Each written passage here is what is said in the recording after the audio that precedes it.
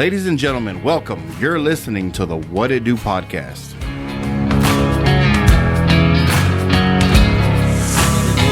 Yep. Recording. You're out of the picture a little bit. Out of the main picture. Yeah. Scoot over a little bit. There's another wifey watches. Ooh, There's the Rojo. the Nanjos. Well, she's enjoying that cold ass Whataburger. Babe. I don't know. Those are good, better colder. Do they? Yeah, something I wish I magic could happens. zoom in so you can be like, ooh. Ooh, you hear that, babe? Ooh. The ASMR. Yeah. Well, right now she's on a health kick. Yep. They're doing this because she goes to Orange Theory. Okay. So they're doing this fucking challenge, 6-week challenge, and I can't get her to break it. Good. She's Nah. she's strong. She's on No, that. because I get hungry, right? And then I gotta watch that, and I'm like, yo, Oh, I'm glad you want to lose weight. She's on a diet means you're on a diet. Fuck that. Fuck that. Hell, I don't diet for nobody. I was like, you want me skinny or you want me upset? You know, because I can't do the two, man. I'm like, yes, I understand. I got to lose weight. I understand it, because I did. I go through a little health kicks, Yeah. but they're few and far between. So when she gets on this, and I'm like, hey, do you want to go try some, get some, heavy food? She's like, no, I don't want to eat that. And I was like, well, I don't want to. I was like, she's like, but I'll go. I was like, I don't want you sitting there when I'm stuffing my face. No, because So what does she eat? Salads? Chick-fil-A salad? The Cobb salad? she does a lot of salads. Of course, with a lot of protein. We gotta have. She takes her protein shakes and shit like that. Which I can't do protein shakes either. And she's like, look, just try one. This one's good. And dude, it literally tastes like someone just fucking dissolved a chalk. Yeah. And I'm like, oh my God. It's like vanilla flavored chalk is what it tastes like to me. I can't do it, man. Yeah. I just can't. Rough. Oh, dude. But I mean, hey, more power to her. She's going to reach her limit or reach her goal weight. And then maybe we can go back to enjoying life. Beauty and the Beast. You're a true foodie, right? Oh, dude. Life sucks without food, right? Life sucks without food, man. I enjoy anything and everything. I haven't found yet something I don't like. When y'all go on vacations or just whenever you go out of town, like what's the most you've spent at a restaurant? Just on food. Just on food. Just on food. Okay. That was Uchi's. I spent $480. Oh yeah, you beat me. Yeah. I think I've spent $360 at Ocean Prime in Chicago. Ocean Prime? Yeah. Okay. Yeah, I don't know if you're a fan of sushi. No, but I'm not. You're not? No. Oh, my God. Well, there's this place, right? It's a little gateway before you get to heaven, right? In Austin, called Uchi's. And it's Good. it's like heaven on earth, man. The closest thing is like if Jesus Christ were to come back, he's a sous chef at Uchi's. Really? Oh, yeah. That's how good it is. It's so mind-blowing. Like, it's hard to even explain. Like, I've had sushi from coast to coast, up to Seattle all the way down to fucking Miami. Or not Miami, but Florida, Cocoa Beach. Yeah. So I've had sushi from here to there. And I will give it, Seattle, man, best Chinese food I've ever had. It's Really? bomb. Like, you wouldn't think Seattle, Chinese food. Yeah. Mexican food, boy, if anybody out there, Ronnie, because he does that, he's Mexican, or you're Mexican too. But if you ever wanted to just clean house, open up a Mexican restaurant in Seattle. Wow. You will absolutely blow everything away out of there. Like, I feel like Mexican food outside of Texas. Yeah. I mean, you can go to New Mexico, okay, maybe a little bit in Oklahoma, but once you get past those two states, oh yeah, I don't know, Yeah, I learned the hard way. I don't know where I was. Maybe I was in Utah, in Salt Lake City. Yeah. And we stopped and had a Mexican restaurant. We stopped at a Mexican restaurant that has enchiladas, right? I was just like something quick, something we can get. Okay, enchiladas aren't supposed to have fucking barbecue sauce. Yeah, There's a that. special enchilada sauce that you make. Yes, that's supposed to go on that. At my house we make it fresh. Yeah. We make it with yeah. fucking chiles. Yeah. We make it fresh. Well, that shit was not fresh. I think it was like Sweet Baby Ray's, right? With some fucking tostados On your enchiladas. yeah, bro. Like it was the my most God. disgusting thing I've ever had. Wow. Now, What the fuck? yeah, bro. So New Mexico's a little different. New Mexico, they pride themselves on their green chilies. Yes, their green chilies. Yeah. Now, in some places, it acquired taste. Yeah. Like you get up towards Albuquerque, Santa Fe, New Mexico, stuff like that. The food is fucking bomb. It's good there. But you got to get ready. There's fucking green hats, chilies, and fucking everything. But it's good. Hey, it's good. That's their style. Yeah, that's their style. I can't knock them for that. Seattle, we went to eat everywhere, you know, beautiful place. You know, we were outside, maybe probably about 30 minutes out of Seattle in a little town. I can't remember the damn name of it. But the fucking Mexican food is trash. Trash. It's absolutely trash. No. Chinese food, bomb. Barbecue, trash. It was a whole big lot of trash. Like I had a lot of Chinese food. More seafood. But still, even then, man, Really? the seafood just wasn't on. It wasn't on par for me. Wow. But then again, like I said, I had it in heaven. So, like this place is a Michelin star restaurant. Wow. You know, I'd never been to Michelin star restaurant, and all the pieces just came together because it's one of these places, right? Like I'm talking about Uchi's. It's one of the places that you have to make reservations months in advance before you can even get in. At that time, it was a real popular place. Wow. Andrew Zimmerman. Mm-hmm. You know, it was on the fucking Food Network and all this other shit. So he kind of boosted it a lot up. I'm sure it was already boosted up. It says his favorite place to have sushi. So we're like, well, we got to try it next time we're in Austin. Because at that time, it was the only restaurant. Austin. Oh, yeah. wow. And right off South Lamar, man. Yeah. Dude. And hold on real quick. Even when you get reservations, you still have to wait in line. You still have to wait. Yeah, wow. Yeah. It's like shit. Because it's crazy. Because we showed up. It was probably 11 o'clock at night. You know, we're like, hey, let's go grab something, right? So, anyways, we walk in, and I was like, hey, table for two. She's like, do you have reservations? I was like, no. She's like, oh, no. Yeah. Sorry, but no, you're not getting in, you know? And we're like, you know, we're going to be here for the weekend. How long before I can make? Oh, you have to make reservations months in advance before you can even get in. Wow. And I was like, oh shit. So I'm sitting there looking, and I'm like, damn, there's a lot of people in here. So the hostess, completely nice. She's like, you know, now I forgot to mention when we drove up and parked. Like we were quite a distance, but where we can park. When we're coming up to the building, there's a fucking line from outside wrapping in. This is 11 o'clock at night. Wow. You know, so I walk in, that whole business happens, and I'm like, dude, you got a line outside. She's like, yes, we do not close till the last person served. Wow. And she's like, that could be 5, 6 o'clock in the morning, shit. Depending on how they leave. And if it thins out, it thins out. She's like, but we don't close till the last person gets served. Damn. Wow. So I was like, oh shit. So anyways, I was like, all right, well, I told my wife, I was like, next time we come around, we'll make reservations and shit. We'll make a special trip just to come down. So anyways, you turn around, we're walking out the door. And we probably get, maybe 10 foot from the door. Hostess comes out. She's like, do you mind sitting at the bar? I was like, I don't give a shit. Yeah. I was Even like, better. I was like, I don't give a shit. I'll sit wherever. Fuck, I'll sit on your lap. You want me to sit on your lap? You know, it's 11 o'clock at night. I want some sushi from Andrew. I'm here because Andrew Zimmern said that that was the best place that he's ever had sushi. So anyways, we go and we sit down, having a fucking great time. We're sitting there ordering this shit. You know, we have the what do you call them? The ones that do all the prepping. I guess the prepper, whatever. Your cook. You have your own personal cook. Okay. You know, and it's for that section of the bar. So we're sitting there ordering and stuff like that. And like they get this fish, it's already gutted, but they're cutting it and shit like that. And I'm sitting there talking to this lady. I'm like, doing all the portions and everything. Yeah. As you order it. Gotcha. As you order it. So I'm sitting there talking to this lady, and she's like, oh, damn, that's crazy. So I was like, how long does the fish sit? She's like, oh, no, this was caught this morning. Oh, fuck. I was like, what the fuck? Really? I was like, well, okay, cool. What waters? Because goddamn, We're in the middle of Texas. Yeah, What pond? Yeah, where y'all growing these things? She's like, no, it literally gets shipped to us from Japan every day. So this fish that you're eating here was caught this morning, and I was like, damn it. So, anyways, I call bullshit, So I was like, okay. I was like, but we're sitting there ordering, right? So I get to my next dish, right? And I was like, what is this?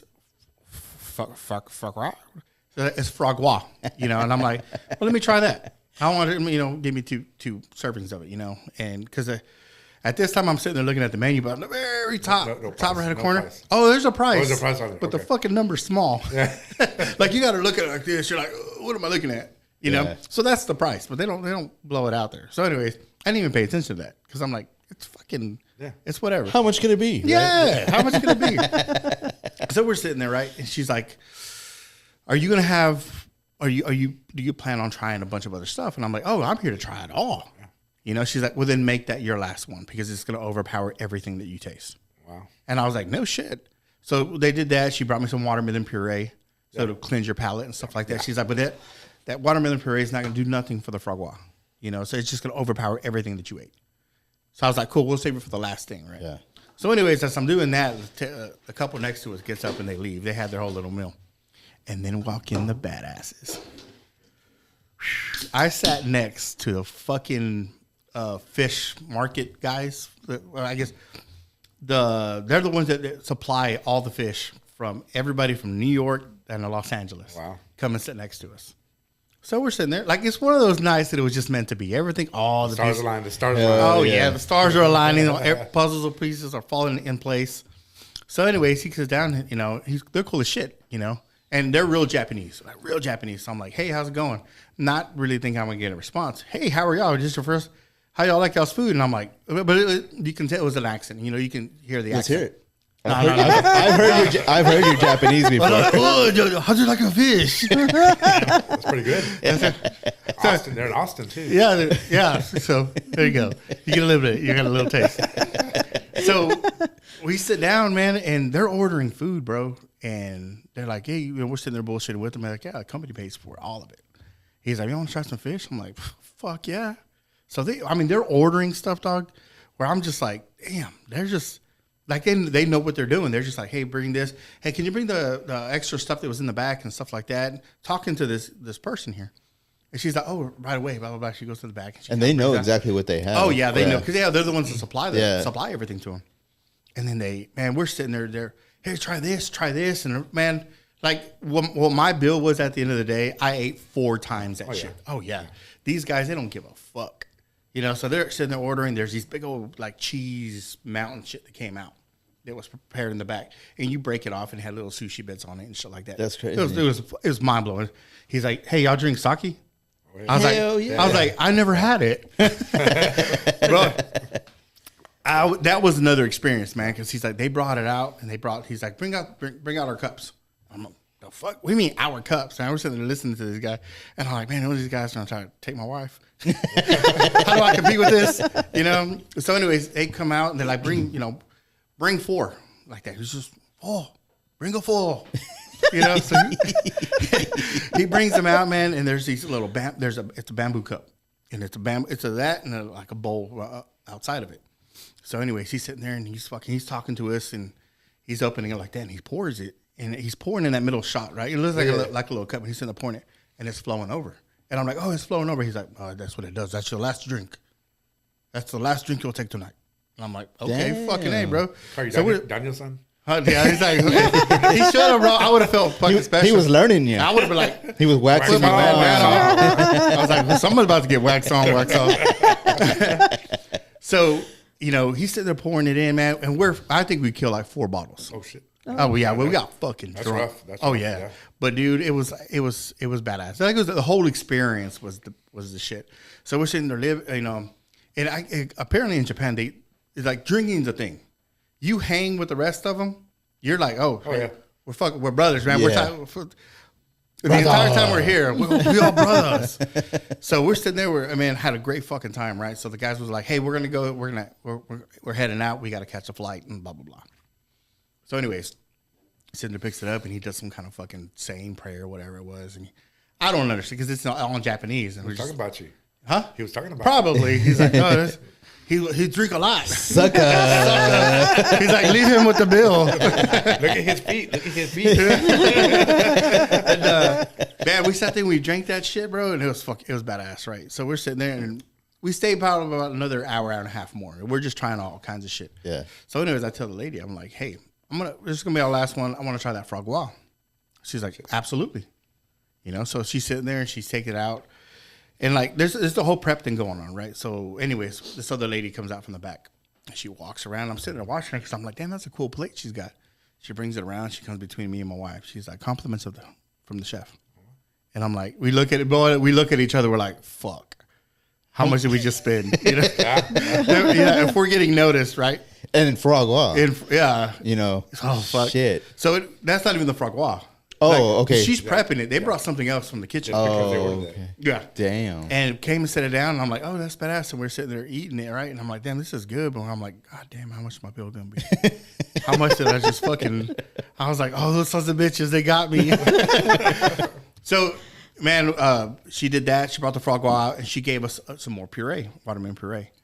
And she's like, it's a good chunk.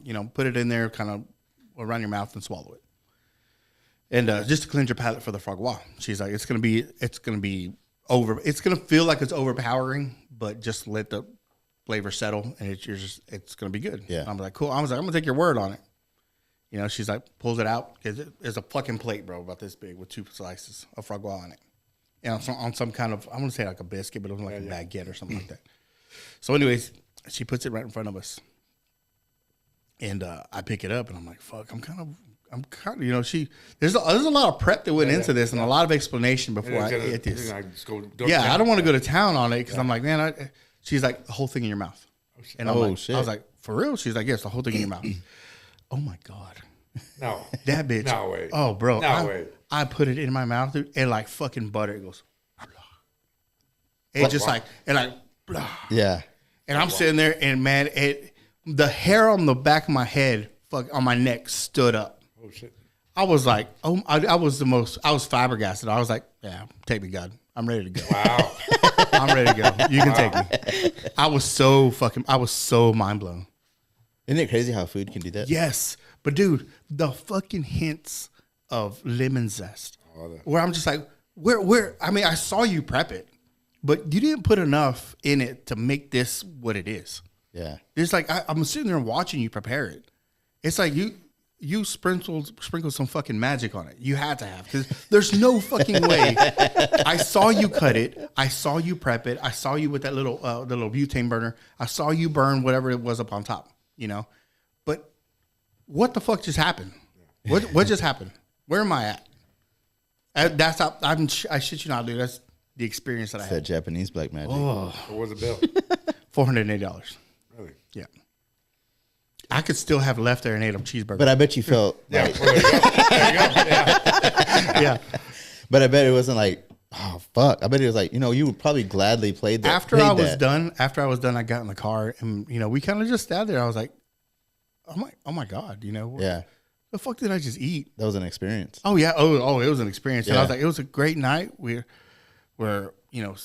eating with the buyers or the sellers, whoever the fuck they were, the merchants. Yeah. It was great. The whole fucking experience was great, man. And I was just like, I looked at my wife. I was like, I'd pay double. For that. Yeah. I'd pay double just for that. Yeah. Because I'm like, now I've never understood. Because I mean, this fucking when you would watch Master Chef or something like that, and they come out with these little fucking plates, man, it used to piss me off back in the day. Well, yeah. Where I'm like, I'm not paying $100 for that fucking plate. So I'm finding somebody. Yeah. But after having what it has, like whatever the flavor profile, this and that, the sous vide, the way they prepped it, I'm like, I bet it's worth it. I bet it's worth it. Oh yeah. Because I'm like, and people, I mean, now you're not getting quantity. No, you're not getting quantity. So everybody looks at it, you're like, man, fuck that. Yeah. You'll probably still be hungry. Yeah. Oh yeah, you're gonna still be hungry, but your palate's gonna be full, if that makes sense. Mm-hmm. Like you're hungry, but I'm just like, there's nothing that I'm gonna have It's that's the gonna compare to experience. that. It's the experience. That's what it is. So there's been a void in my life ever since. You haven't been back since then? Damn. No, I haven't, because I don't want to. You're gonna ruin that. I don't want to ruin it. Yeah. You ever been to a place where like, damn, that was so good. Then you go again, you're like, fuck. Messed it up. Or you tell somebody, right? Especially when you have like the fish guys that were there. Or Oh yeah, like Yeah, you won't get that. Yeah. again. no, experience. people are gonna go and they're like, I didn't experience shit. They didn't even pay attention to me. They didn't even fill my water up, But it was like one of those nights where everything just came together. Yeah. I was just like, damn, man, that is the most mind blowing In Austin. in Austin, man. I think I'm the total opposite. I want that hole in the wall place. I want Now Those are always okay. good. Those Yes. are always good. even the hot dogs from those what is it over there? What is one of the convenience stores? The hot dogs. I mean, Stripes? No. Highland Grocery. Oh, The even the links. yeah, The hot right. links. yeah. I mean, Holy it's like- shit, the hot links, I mean, man. I'm just more on the hole in the wall type place. I mean, I'm gonna Yes. find Now some- I will give you that, because the best Mexican food I've ever had. Oh. Hereford, Texas. Hereford. Texas. A little hole in the yeah. wall. Like you drive into the town, all you smell is cow shit. So it really doesn't. I was like, man, how are you gonna cleanse this the smell in the air? The food's got to be it's got to taste like rancid shit, because it was just like all I smell is cat poop. Yeah. Yeah. I walked in there, bro. I was mind blown. I was absolutely mind blown. Those are my places. Yeah, and I'm like Hereford, Texas, out of all places. My littlest place. I saw one time, and I don't read reviews. It said a review bad. The floors were uneven, too loud. Yeah. Greasy flooring. Perfect. There I'm going. That's my spot. Yeah, that's how you know, right? Yeah, Hold on, $4.80, not the $4.80. But Before we get too far, let's introduce everybody. Oh yeah, no, I was going to. Yeah, I was going to let it finish. We were just like, Yeah, well, anyways, guys, I know we kind of went on a fucking whole little spill there, but welcome back to another episode of the WID podcast. If you're this far in, we got Mr. Fernando. boss, thank you for having me. Oh, you for coming absolutely, on. man. Thank you for Appreciate coming on. Always, anytime. Oh, thanks for the food, man. Yeah. yeah, y'all go check out Lily's Pizza, by the way. Yes. Man.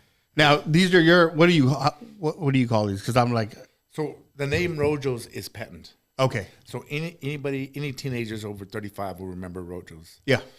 But because the winning generation coming in, they're Nanjo's. So No, Nanjo. My name's Nando. Yeah, your own name. Nanjo's. So that's gonna take over now. So Oh, Heck yeah, fucking man. yeah, Well, they're absolutely delicious, Well, man. they're That- awesome. they're awesome. good. Yeah, they are. I've worked on that recipe for years. No kidding, man. So you were always dabbling in cooking. Yeah, Yeah. I was. Because I know you went from bar owner to restaurant That owner. was a big leap. Yeah, It was. Yeah, I'm a messy cook. I was made a mess making those Nanjo's at home. I'd make about 10 of them, and they were good. But then it would go bad. It would go south because after that it would get clumpy or something would happen. Okay. Oh, yeah. And then after the pandemic, when I opened this up, I was like, well, I got that recipe. I had the Shakey's light. That's all I had. Oh man, That's the all Shakey's I light. Yeah, it's a little. Remember the one that you... Oh yeah, yeah. that's where your idea came from. It's just Yeah. bing. Yeah, I would open up a restaurant. Well, it was already a pizza place. Oh yeah. And I said, well, let's jump in there. And hopefully history's going to make itself. Yeah. That's the plan. Yeah. Fucking A, man. Dude. Yeah. Well, you made it through the pandemic. You can make it through anything. Yeah, we opened in the pandemic. We opened in November. That's November man. 4th, yeah. Oh, I bet you had your butt puckered. I know that would have me in mind. I have a thought on it, but I'm going to tell you off the podcast because I don't want to give the idea away. But just after we get off, yeah, I'll tell you about it because got an idea. I was like, oh shit, that would be great man. for what he's doing. Yeah, we try not to spend those anymore. I know because we fucked ourselves several times with putting Yeah. some ideas out there. Yeah. Nah, it's hard not to say your plans or. yeah. Well, you get excited. Yeah, of course. I mean, and I've told people before, hey, I'm going to try to do this, but sometimes it backfires on you. Yeah. No, it does. But it's kind of one of those. Hey, I'm going to bring this a little bit closer for you now. what's that one saying? Move in silence. Yeah. Man, it's so hard though because That is hard. Yeah, you want people to back you. You got this good idea, and you're just like, hey, man, check this out. But then again, Sometimes you want that the approval. Yeah. Like Yeah, you want to that's make like what it my idea sounds great to me. But what Like- if it's just me? I need some. Yeah, I need to it's bounce. about- this Right, some reassurance. Like, Yeah, yeah, there that you you go. don't it's sound about crazy narcissistic or- need for somebody to tell me that's a good idea. Like yes, I knew it. Validation. was. I'm like, yeah, Validation. there you go. So they say you keep it quiet, but no, you can't keep it quiet. No, man, you hard. can't. But tell your close people, the ones that are gonna sit there and back you. Yeah. Even though They're not going to steal your idea. yeah, a lot of those are few and far between. But still, I mean, those that are out there. That's true too. See your buddy running down the street, like, hey, what's going on with you? I haven't talked to you lately. Potatoes. What potatoes are those? It's like, oh, it's my own recipe. Oh, you liar, You liar. Like that dude. There's a dude on TikTok, man, who I guess he finds recipes that belong to. Oh wow. Like to say Whataburger, right? Their spices or the Chick-fil-A sauce, but he gets this from these people that what's called I guess they leave as disgruntled employees. Okay. So they're like, man, fuck that. I'm gonna put the recipe up, like cane sauce. Or Yeah, whatever. yeah. I'm gonna put the recipe on how we make it. Oh, okay. And I'm like, shit. So there's a lot of people that are like that. So he spreads a lot of this shit. Now he's been not sued, but kind of sent cease and desist letters. Yeah. Hey, you got to stop doing that. You gotta He's quit like, it. "Nah, I'm not gonna fucking. Why am I gonna stop it? That's not my video. It's not my recipes. So you got to give them props for that. Yeah. That, So there's a lot of other people's recipes that are out, man, that should be out. Oh yeah, man. It's Like, like- well, there's some recipes that are like. There's some recipes that are like family recipes. And they're like, they're not really patented. You know what I mean? But some people put them out there, and then somebody takes that recipe, and it's like, oh, that's my recipe now. And it's Yeah. like, bro, yeah. Wasn't there a Friends episode I don't where know. Phoebe was? My wife would know. Yeah. Oh, yeah, she would know. If she's hearing this, she's gonna. There's an episode where Phoebe and I think Monica, they're making cookies. Well, she makes cookies and Monica eats them. She's like, "Oh my god, these are so delicious." She's like, "Yeah, it's a old family recipe."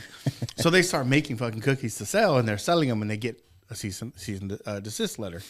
She's like, "Well, where'd you get your recipe at?" Because Nestle Toll House is suing us. She's like, "Well, no, it's a recipe. Oh, great, whatever. Nestle Toll House." Oh, I remember. Now it's coming back. Change it up a little bit. Yeah. She's like, "Wait, the fuck? You know, that says Nestle Toll House. Yeah. We're selling their recipe." But Yeah, it's like, oh, grandma's recipe. Yeah. It was a funny episode there. I remember that. Even though I don't like Friends, but Oh, my wife loves Friends. Does she? She We have knows, it- we- she knows every episode. That's like, all y'all were by heart. the couch and everything, right? When we went to New York, Central Perk. she made it a point. She already had reservations that we went to the Friends experience thing. Yeah, and they have all the clothes that they wore, all the props, everything you walk through. It's like you're in their apartment and all the different pivot. scenes and stuff. I was like, this is crazy. Like, I was never really into Friends, and now I'm kind of like, now that we went and did that, I'm like, hey man, Friends is actually all right. you know what they should do? And this isn't an idea, but because I'm never going to do it. They should have an experience, right? So you pay a little bit extra to run a scene. What do you Where mean? it's like, Like one of your favorite scenes or something. yeah, what do you? Oh, yeah. okay. Where it's like you get to be part of the cast. Yeah. But let's say just a quick scene, Yeah, that'd be cool. and they get to record it. And here's You your. just blurted it out. I Yeah. did. We're supposed to say this. Damn it! This is supposed to Yay. be. Yeah, it's supposed to happen afterwards. Everything we just said. How far in are we so we can go back and edit this out? I was like, well, I was going to give the recipe to those rotos. yeah, and I'll know more because you can't keep your mouth shut. No more secret. Potatoes. Potatoes is the first. That's all I'm giving you. Just a potato. Just so you know, That's the only recipe you it get. That's starts all with the It's not potato. yams. That's It's not potato. yams. That's If it. you thought it was yams, it's potatoes. That's potatoes. That's all I'm giving you. She's like, well, all right. Are they from Idaho? Austin. Austin potato? Awesome potato. Austin is too congested for me. That's ugly. It is, bro. I Ugly can't as do it. town. Ugly. It's not as cool as it used to be. That's for No. sure. I It used to be like, it was like a big city, but it was a small town vibe. Yeah. Now it's a big city vibe. Just now. ugly. Yeah. You know, No, I totally agree because like my in-laws, well, my mother-in-law, she used to live on SoCo off of South Congress. Yeah, I was off of South Congress. Great area. You know, you could get around. That's during the time we went to Uchi and stuff like that. Well, anyway, she moved out to Manor. When she first moved out, there was nothing. It was farmland. Yeah, there was. I mean, they had her little subdivision, but now you go now, bro. This shit's fucking everywhere. Yeah. People on top of people. The fucking roads suck. It's ugly. It's just that there's no keeping up, man. You can't keep up with the construction. The people are just fucking agitated about going too everything. fast. It's going too fast. Oh yeah, and these neighborhoods are falling to shit, man. Oh yeah, because they're putting them up too fast. There's no quality there. No. Like, Actually, the road going to your house, it's bad it's bad and that's a new road. It was like, how is this road? because they built it so quick. They never compacted nothing, so everything's just starting to settle. Yeah. Yeah. It's And going then too fast. I think I was telling you when they were building that subdivision behind her that we drove by those houses, man. The outside, I guess, because they got the siding, got the wood and everything, right? But remember back in the day, you used to put 4x8 sheets, the plywood sheets on the outside. Oh yeah. These were cardboard. Yeah, I'm sure. Yeah, bro, sure. it's cardboard. It's some new type of shit. That's nuts, But I'm like, that's because it's thin, and you don't even nail it to the 2x4s. One Staples. nail, one screwdriver. Staples. Yeah. That is. Yeah, you're lucky if you get that, man. Right, and then it's on. You're Now on. they have like a whole neighborhood now. It's the first one ever, and it started in Austin, and it's 3D printed. Yeah, 3D printed concrete houses. 3D printed houses. Badass. That's crazy. With like a They huge- look like Fraggle Rock. They Yeah. look like Flintstone houses. Fraggle Rock. The little Yes. I know what you're talking Well, about. the houses across the street from us, out there from Bell Street. Oh yeah. That looks like I don't know what you would call that one. Even You know, I don't know. I don't know.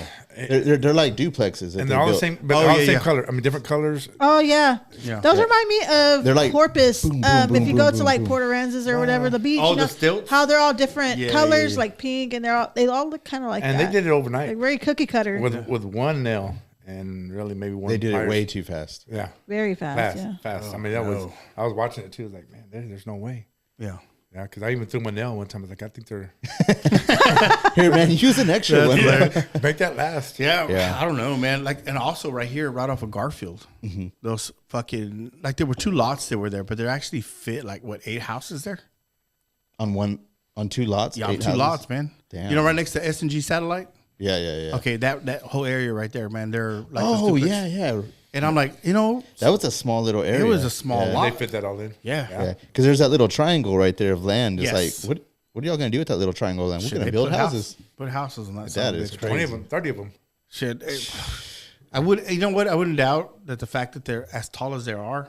I wouldn't doubt there's apartment on bottom, apartment on top. Probably. I wouldn't doubt it. So there you go. You just took 8 houses. You put 16 people in it. That's fucking nuts, man. Yeah. So you own nothing and be happy. That's what You they say. rent. Oh, it's a scary. It's a whole scary deal, man. And like, I got a customer. Right? They're building properties up in Dallas, and he's like, Oscar, I don't know where the money's coming from, but they are buying these fucking houses before they're even done, spending fucking anywhere from $300 to $2 million a house. Yeah. And he's like, they're all young kids, man. I have no idea where the money's coming from. No idea. Californians. I guess so. Yeah, that's what I was thinking.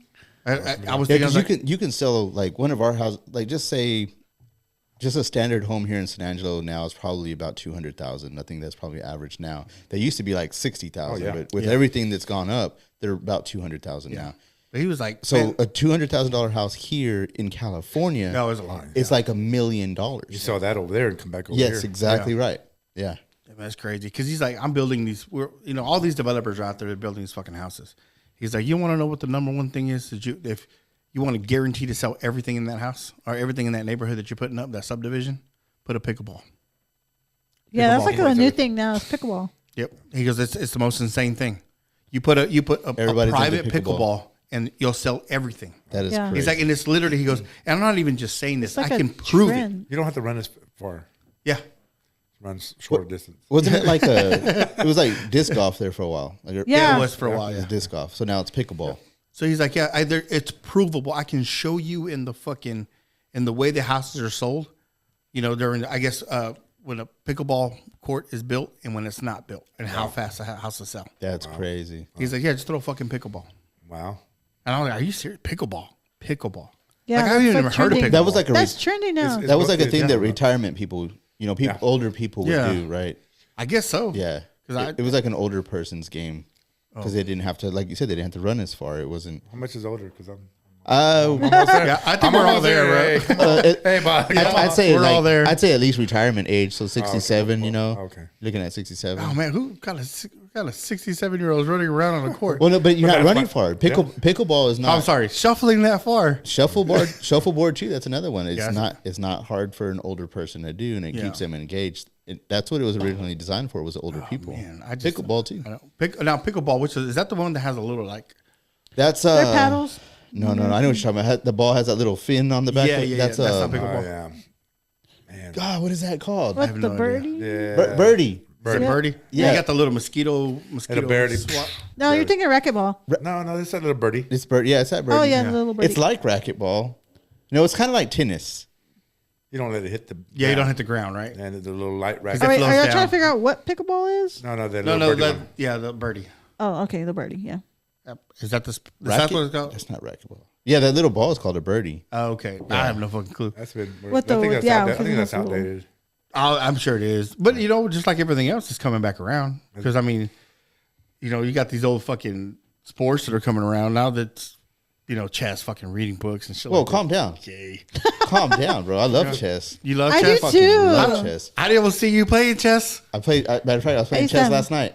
I played 10 times and I won 3. You're playing Magnus Carlsen. Oh, that motherfucker! No. Hell, I couldn't even touch that dude. That dude beat me in the first two moves. I think I can take him. No, I'm just kidding. The funny thing about chess is you can figure out you fucked up already. I'm like, I don't even want to continue this game because I know You're done. I'm done. Like it's like, oh fuck. I used to play chess all the time with my dad. Yeah. What I do like doing is I like to get into a position in chess where I could take his queen and he can take my queen. And I want but I want him to do it because I want to eliminate the queen out of the equation. Once that happens, game on.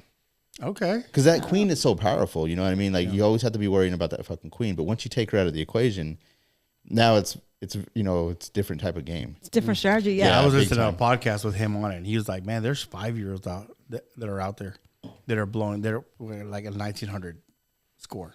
But can they play baseball. Oh no, Probably Hell not. no. No, They play not. sports. Hell no. They play sports. Yeah. No, they can't. No, they're not going to run outside because these helicopter parents are not going to let them go out there. Can't go outside. See, I'm old school, man. I played all sports growing up. Yeah. I don't know how I got into chess. It was just like this thing that I just got interested in was chess. But I played all I sports. read growing up. comic books, you nerd. And I read comic books too, like a motherfucker. I was a nerd jock. But- That's what I was. Nerd jock. But we were different because we were before social media. We were Yeah. right on the brink of the internet actually Yeah. becoming in every household. You know, so you were able to go out. You know, being at home was boring. Yeah. You know, and that's one thing, man, that I really wish the kids get more of, being bored. Oh, dude, we used to go explore the entire city on a bike. Yeah. Oh yeah. Yeah. If they You're got right. the Yeah. chance, if they got just the chance to be bored, they would find something creative to do. Because that's what I we know do. I would. Yeah. Yeah. I'd find an empty lot. Fucking Yeah. make trails through there. So- Make bike ramps. I grew know. up there right there on Van Zant, so I went down the bridge. Oh, okay. Underneath the By the bridge. water. Yeah, we were there all day, or we'd take the bike and we'd drive all the way across town to Brown Swimming Pool. Oh, yeah, yeah. I mean, we'd just ride the bikes all the time, and Yeah. not no more. I mean, that's crazy because, I mean, now that I think about it, right? Like back in the day, how far you could get on just a bike, Oh yeah, which is crazy. I taught myself one day, I was leaving my aunt's house and she lives off of Wilson. yeah. So Wilson to Fort Concho, Yeah, how long on bike do you think that takes to make? 15. From Wilson to Fort Concho. 15. You're close. How long? He said 15 minutes. That sounds about right. Yeah.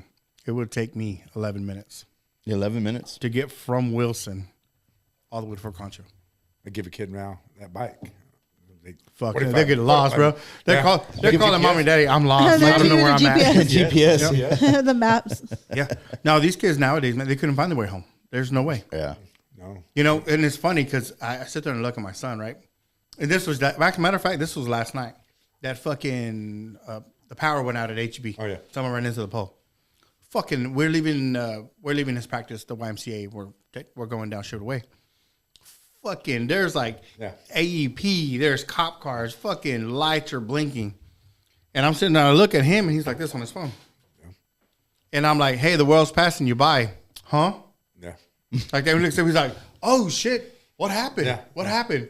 And I'm like, well, you would know, son, if you would put the phone down for like 5 fucking seconds. Just look at the Look world on around the you. bike and let's go back over there and let's see what's happening. Yeah.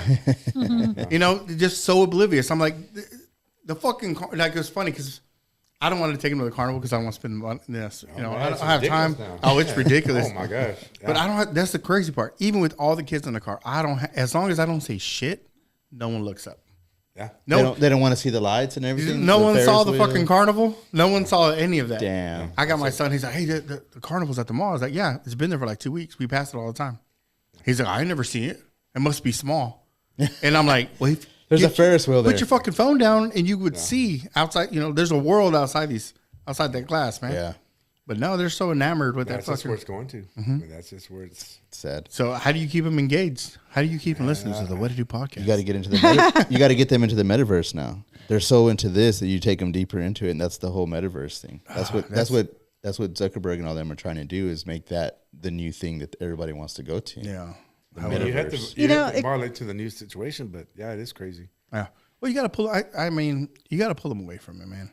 Because it's not. It's gonna crash. It has to maybe Yes. make a circle. Sure, yeah. It's gonna have to make a circle before it comes back around. Yeah. Yeah, totally agree. Because there's no way to. This is not sustainable. It's not.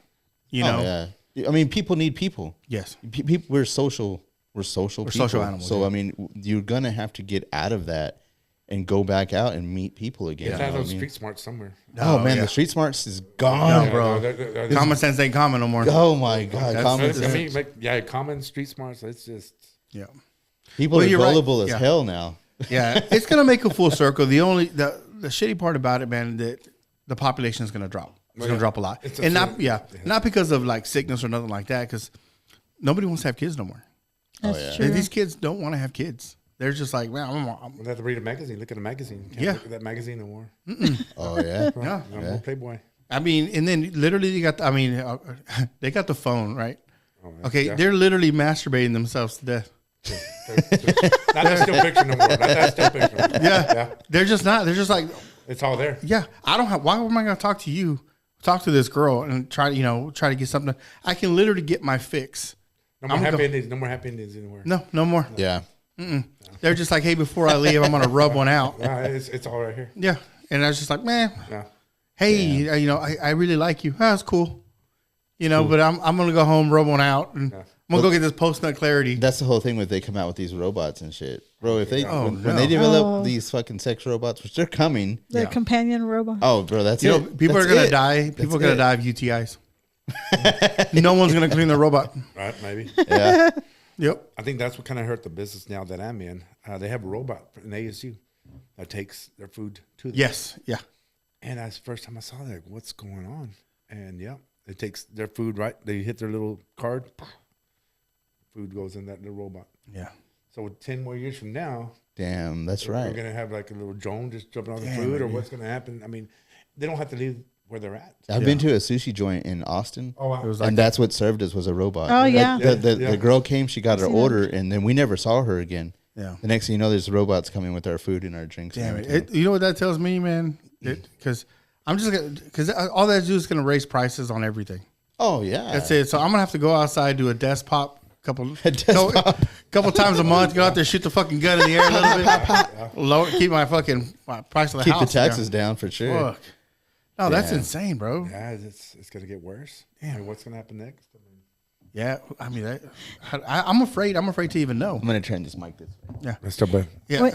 I'm afraid to even know what it's gonna happen because I'm like, now I'm not a real techie guy or nothing, right? But I watch the news a lot, and I'm watching this new. Was it Majora from Google, the new AI. Well, this thing is absolutely mind blowing, right? So now they got it up to 1,000. Whose is it? Whose AI is it? I think it's Google's. It's Google's. Wait, it starts with an MAJ, whatever. So, anyways, dude, this thing is absolutely insane. Okay. Now, this is going to be where everything goes because it's going to start figuring stuff out before whatever, right? You think it? I don't Yeah, know. it's already thinking. The crazy part about it is that they don't know how it's working. Okay, because it can literally type in a problem and it solves it as you're typing it. Well, yeah. And I'm like, wait a minute, how is it? Where is it pulling the The data. Yeah, What- where's it pulling the what's data thinking? from? What's yeah, thinking? Yeah. to the point where it's God damn it, it's kind of making its own fucking language now, So without this whole shit, it's only gonna sit there and progress, man. It's gonna get to the point to start building itself. That's going to progress, but what's going to happen to our kids? They're going to regress. They're gonna regress big time. So again, it's going to have to go through that whole cycle Yes. to fall apart. I mean, I'm guessing. Yeah. Well, I think that's what happens, man. Because I mean, we know that there's been civilizations before us, right? Yeah. So what if they just got so advanced that that's what happened? And the technology went up, but everybody regressed. And then it's just going to have to recycle all the way Yes. to start over. So there's nobody there to use the technology anymore, because let's say something did happen, a fucking catastrophic event, not wiped everything out. Like, what's that? It was a good joke by Joe Rogan. He's like, half the lights went out. Does anybody know how to fix it? Because I know what I do. I sit in my living room and I wait for the lights to come back on. Yeah. Right in cursive. Yeah. Don't know what's going on. I'm like, when's the light coming back on? When's the water coming back on? I don't fucking know. I'm gonna die in my living room because I don't know how to do anything. Yeah.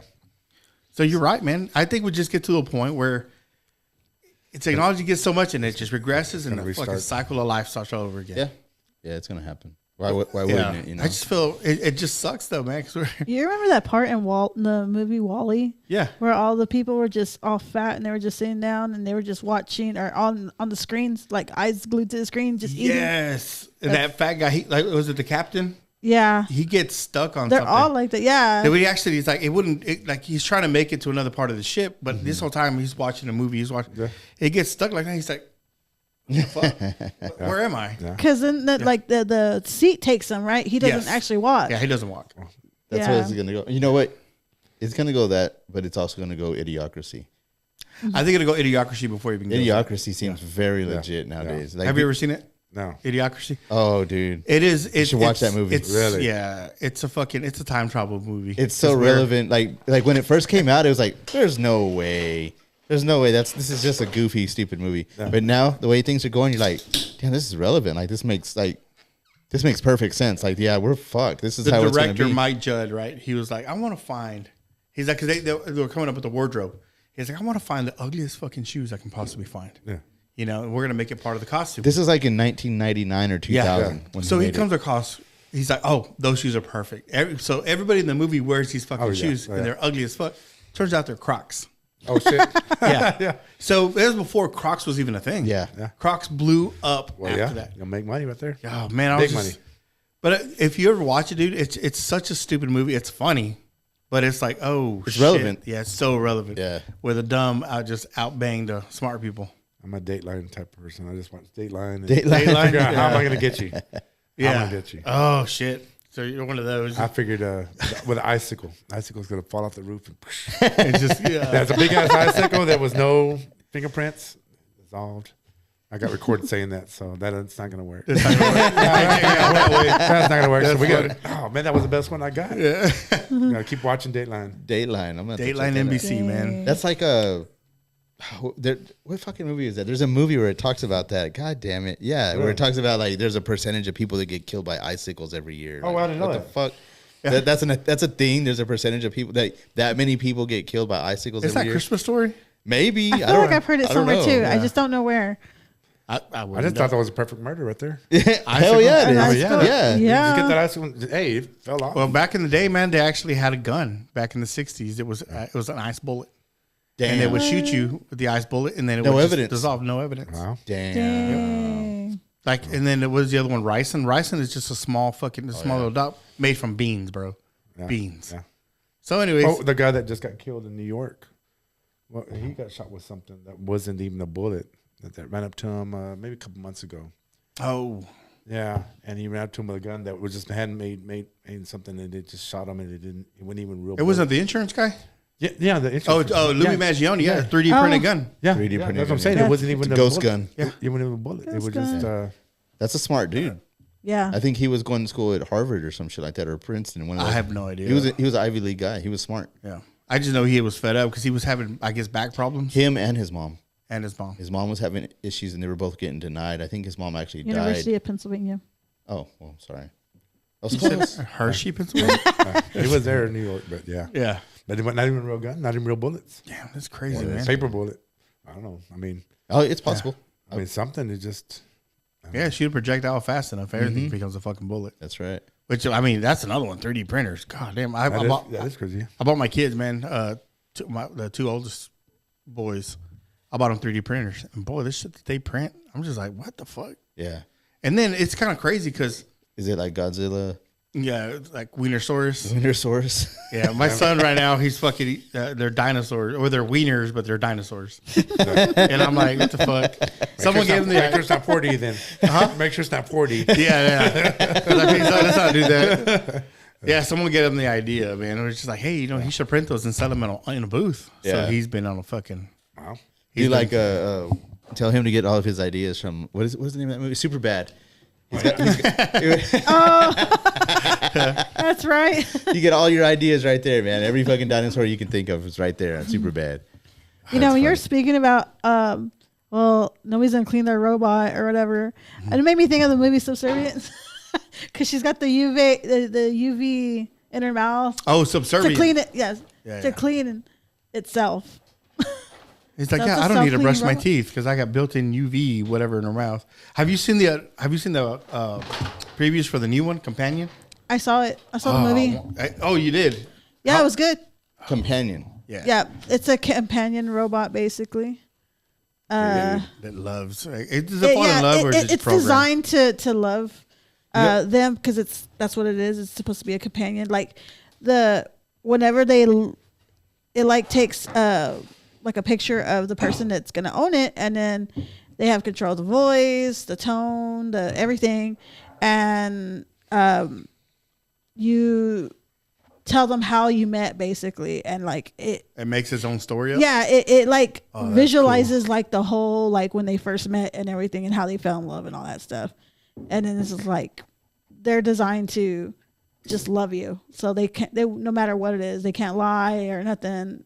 Kind of like what's that movie that Blade Runner 2045 or whatever. Okay. He's got that little thing. It's like this chick. It's like Ana de Armas. That's who it is.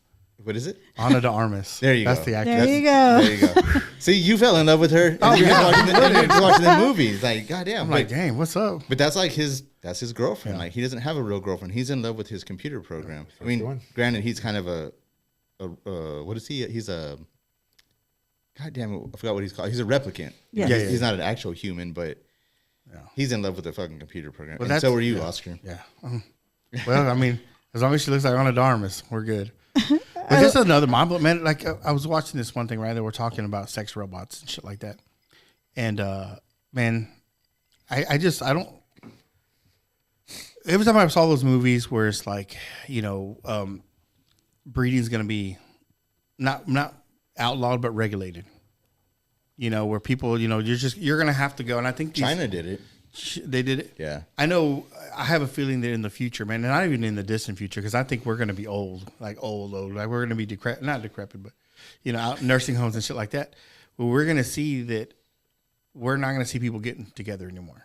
It's like I got me a robot companion. Or you have AI pick the people for you. I don't even think that. I don't even think that's it. No? I honestly don't think that'll even be a thing. I think what they'll do is they'll get your semen sample and a blood, and you have to get blood work, and they're going to match you up with somebody with less elements. Hey, if we get this, because they're going to have AI. If we take this person and breed them, you're going to have who's going to be more dominant. What do you mean? They're going to have the male more dominant than the. I don't honestly. I think by that time CRISPR would have that figured out, and I think there's going to be a balance for every and I think it's probably be regional. Mm-hmm. You're having X amount of like say San Angelo, right? San Angelo going to have X amount of women to men. Yeah. Because it's not going to be even. It just won't work. And another town next door, next to us might be different.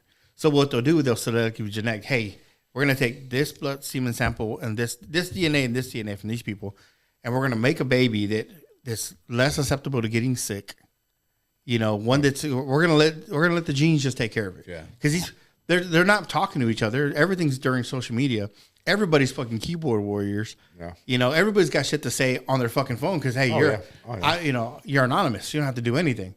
But it's like, God, I really want to have a kid. So who gets on the program? The woman's getting on the program. The guy's going to get on the program. Where it's like, look, because someone's got to raise these kids. So they're going to, the whole background, all that bullshit. So I think it'll eventually get to that point because China's population is dropping like crazy. Oh, yeah. That's because they had that whole fucking thing where they just wanted to have males. And you had to have permission to have babies. Yeah. And they wanted just males, as many males as they could get. And now there's a deficiency in the female population. But it's not even them either. It's the U.S. The U.S. It's falling so far. It's falling so fast that even Elon Musk was like, we have a problem. We have a breeding problem. Not Elon Musk. No, he doesn't. He's got a shit ton of kids with a bunch of different women. He's trying to fix the problem himself. It's going to get worse with everything. Oh, yeah. They're just going to go to that. Just go in that direction. Mm-hmm. Yeah, how do you stop it? No, man, that's what I'm so afraid of, man. I'm afraid because of that. That's when you start seeing that, you're going to start seeing mom and pop shops close because nobody's going to want to go out. Oh, yeah, for sure. That's how it's already happening. That's the hardest part right now. Yeah. Which I'm like, I'm trying to tell these people, man. I was like, I get you go out and DoorDash, and you get your curbside from HEB or from these big companies, but there's mom and pops, man, that rely on people that go into the store. Yeah. And to pick up the food, to do this, and then to go out and socialize, because it is fearing, man. Because we were talking about earlier before the podcast that like downtown, man, downtown it's dead. I'm gonna say the pandemic killed it. Yeah, that was just awful. I lived it. I was there, and we were rocking and rolling. Yeah. We were kicking ass, and then that pandemic just took everything away. I don't know if it was a pandemic but at the after effect. The kids after that, they're not drinking as much. They're not going out as much as they were before. So it's just all the way around. Yeah, something happened. Well, we were talking about that too. The kids from pandemic kids aren't what's the word you use? Socially. Well, they're not social. They're street smart. There's nothing there. Yeah, there's nothing there. They might be smart as hell, on this side. Yeah. As far as anything else, they're not going to go out and drink. They're not going to. Yeah. So it's crazy because of the development, right? The first 2 years, everybody wearing a mask. So there's no. You hear words you don't see coming the facial expressions. Yeah, you don't see facial expressions. You don't. Because that's the way you talk. When when your parents talking to you, you see the way their lips move. You know, that's where engagement. the engagement. They even see the way you're talking because that's how they get where they get their speech from. Yeah. And that's what a lot of these kids have, this weird lisp, or they have just a hard time putting words together. There's a lot of kids that are having to do speech therapy because they're behind. Like they should have, at a certain point in time, they should have already developed that, but they're behind on it. So now they're having to catch up on it. It's just going to be, everything's just behind now, I think. Like I said, I don't know where it's going to evolve to or what. I mean, the curse of fighting again, we talked about. Yeah. Everything just, even the work ethics. I mean, so you've been, we were talking a little bit earlier off the podcast, but so you were in the bar game for like 20, how many years? I'm over 20 years. I would say about 23. About 23 years. Yeah. So when you first started, I mean, that was like way totally different scene. Oh my gosh, that would never happen again, what we did. Yeah. All I want to say, man, I appreciate my teenage years. Well, I'm glad you were honest to say that. Yeah. Good memories. Yeah. I had great memories. The Roxy, man, I opened the Roxy. I was 30 years old, and it took over from. It was just a bar. It was just a bar selling $2 beer. It acted as a club. Yeah. And it took a new journey that would never happen again. Did you sell liquor from the beginning? No. With just beers? It was just beer. Damn. It was beer, $2 beer, and I made more money with $2 beer than. I mean, it was a crazy lifetime. I mean, it was sex, drugs, and rock and roll is what you can call it. I mean, yeah. I mean, it took over a life of itself, and something that I don't think I can. You know what? Before though, when I first thought, what do I name this place? When I was by there, it was written in 1948 on the sidewalk. It's still there. 1948 was the Roxy. Okay. So it was 1948. Shit. So it was like 30, 40 years. It was the Roxy, and it was the best selling place, but the worst selling place too, because you had all that bad negative on top of it. Yeah. So when I came on, my grandma was like, "Oh, you got the old Roxy." And I kept hearing that. I'm like, well, shit, this is called the Roxy again. And again, when we started that again, we were the best selling place, but it was that. Yeah. It took a life of some of its own. It was wild. It was wild. Yeah. Oh, I bet, man. I bet that shit was fun though. God, I wasn't there nightly. But the times I did go, it was wild. Oh, yeah. I worked there, so a little bit. So it was wild. Yeah. Oh, you did? You worked there when it was Roxy's? Yeah. Oh, shit. Tiffany was there. Oh, no kidding. I helped out Nando a little bit here and there. Yeah. Oh, I didn't know that. Wow. That was I mean, you know what? Wait, we never met, right? Right. Hold on, are you kidding? Now, I had to go through that road to get to where I'm at. Yeah, I was thinking. Oh yeah. There was always a road that you had to take. That was a stepping stone. Yeah, you had to go through there to get where I'm at. You know, and people kind of shine at the Roxy back then. You know, I'd go out with some friends. Hey, he owns the Roxy, and like you see those people kind of like, oh shit, the Roxy. And I was like, you know what? I was proud of it. Yeah. Like I'm proud of where I'm at. You know, I'm proud of what I've done. And then after that, kind of changed the situation. But I don't think that could ever be duplicated again. Yeah. Oh no, man. Yeah. No, that whole vibe, especially now. Yeah, no. Oh yeah. You'd get yourself canceled now. Oh, yeah. Canceled. Whatever that everything. means. Yeah, no, you couldn't do it, man. But it was it was a whole nother place. Man. I remember one time going like there. My chocolate in the Charlie in the Chocolate Factory, man. My Willy Wonka. I want to say it was like in y'all's prime. I remember y'all's small parking lot was full. The street was full. Across the street, that entire parking lot. There was also a bar over there, but those people that were in that parking lot were not for that bar. They were there for your bar. On the other side of the street, there used to be like a car lot, but it was empty. Mm-hmm. Yeah. All that fucking shit was. And I think our capacity was 39. Yeah. Oh, that's crazy. Wild. We fed all those people in there, and it like I said, it took a life of its own, and it sets up memories. Yeah. Oh yeah. Yeah. I mean, have you been there lately? You know, I never stepped foot back in there. Oh man, I'd cry if I walked back in there. Yeah. Oh, I bet. Yeah. Because it's crazy. I mean, it's Blue Agave now, right? So we go there and sit there and eat, and I'm like, man, I used to get drunk right here. Yeah. Like, right here, babe. Yeah. Right here is where we used to get fucking blasted. Yeah. Underage. Huh? Underage. No, I was overage. Oh, you're overage already. No, I was underage. See, that's allegedly. Before it allegedly, was, guys. Allegedly, everybody. Allegedly. Before it was the Blue Agave, it was something else, and I'm not going to say the name because I'm about to say something bad about it. But man, we went there one time. Okay, it was for somebody's birthday in my family. My whole family shows up. Not my whole family, but like our immediate family shows up. They sit us outside in the patio area. Cool, it's nice. You know, it's cool. We're waiting on our food. Our food takes a while to get there because it was kind of a new spot, you know, and it's popping, it's busy. And then some guys are getting up on the stage and they're like testing out whatever, and then our food comes. It had just got there, and then the waitress comes and she's like, "Hey guys, if y'all are gonna sit out here any longer, we're gonna have to charge y'all." I'm like, "What the fuck?" I'm like, "Our food just got here. Y'all sat us here. You're gonna charge me to sit out here?" I was so fucking pissed. I was like, "Let me talk to the manager." I said, "Because that's bullshit. Now we have to rush through our meal, to get out of here before y'all want to charge us for sitting out here." And it was this whole fucking deal. None of us, the entire family, never went back there again. Yeah. So here's a kind of what I kind of investigated on that. After the original Roxy, it was maybe like 6 different places, and it didn't really make it. Yeah. So I named it the Roxy, and I had no idea what I was doing. I mean, it lasted, you know, it had its course. But after that, nothing's made. Nothing's made it. No. And, I mean, I know what it's trying to do, and I know what they're trying to do, but you can't put a 5-star restaurant in the barrio. I mean, you know, you're right there. Yeah. I mean, well, I think the reason, you know, I think you could. Now, this is maybe giving my honest opinion. Maybe. Honestly, I think you could. I think the problem is that, and I hate to say this, man, but you're trying to take a culture that belongs to another part of town and bring it into the barrio. You're trying to bring it in that area. And I thought, and I tried buying it back because the guy was losing it for a while.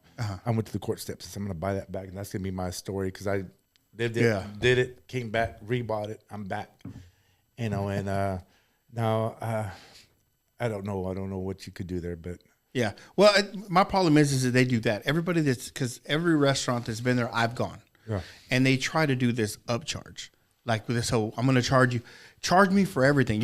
It doesn't even feel like you're setting an environment no more. I got to pay you to stay. It's like, you want enchiladas, that's one charge. Do you want enchilada sauce? Yes. That's another charge. What about the seat that you were sitting at when you got drunk underage? They'll charge you for that too. Yeah, they charge me those $2 beers, but they charge me. But they try to take that vibe, man, and I say this with fucking every gusto of my body, is that no one tries to put the vibe back into the building. They're just, we're here to make money. Yeah. We're here to make money. Now, granted, I'm saying you got to make money to keep the business open. I get that. I totally get that. But there's no atmosphere. There's like, you're going and it's like, you got to pay to play. Everything you want to do, you got to pay. Everything you want to do. You know, you want to listen to the music. Hey, you're going to have to pay extra, or you're going to have to go sit inside. Yeah. Even though you sat me out here. Like that's the part that gets me. It's like everything just seems to be a charge. And people are like, look, I want the vibe. And I feel like it can be done because, like I said, we took a salon that we completely changed the vibe on it. You know, like, and I'm not saying we're got the tippy top for the salon or anything like that, but like we've talked to other stylists, right? And other stylists are like, man, no one works here. And like, wait a minute, there's all the booths are fucking rented in this place. Yeah, but everybody works at different hours. You know, so like, say you want to get your hair done, there's only one person that it's like Sports Clips, right? Say you go get your haircut at Sports Clips. You know they're open all from fucking 10 o'clock in the morning till 8 at night, but when you go, there's only one person working. Right, yeah. Yeah, because you set an appointment with them, so she comes in and does that. But, you know, the salon we got set up now is just like, hey, there's a vibe. When you walk in, it's hustle and bustle. People are going, you're hearing conversations. It's an entire vibe. Things are going on. Yeah, things are going on. You feel like, damn, I'm getting my shit done. Yeah. You know, I'm sitting in this chair. Barbershop. Exactly. Barbershop, so that's the vibe. And I don't think that nobody sets that vibe no more. Because nowadays it's like, hey, you're in, you're out. Get your shit. Phones. And that's it, man. Yeah. Because you go in there in the salon, man. Like, there's some people, yes, on their phone. Like, if they're getting blow dry. Oh, yeah. You know, they're on their phone because you can't talk. You got this thing over you trying to dry your hair. But when you're out, you know, everyone has their phone down. You can hear conversations. You're engaging with people.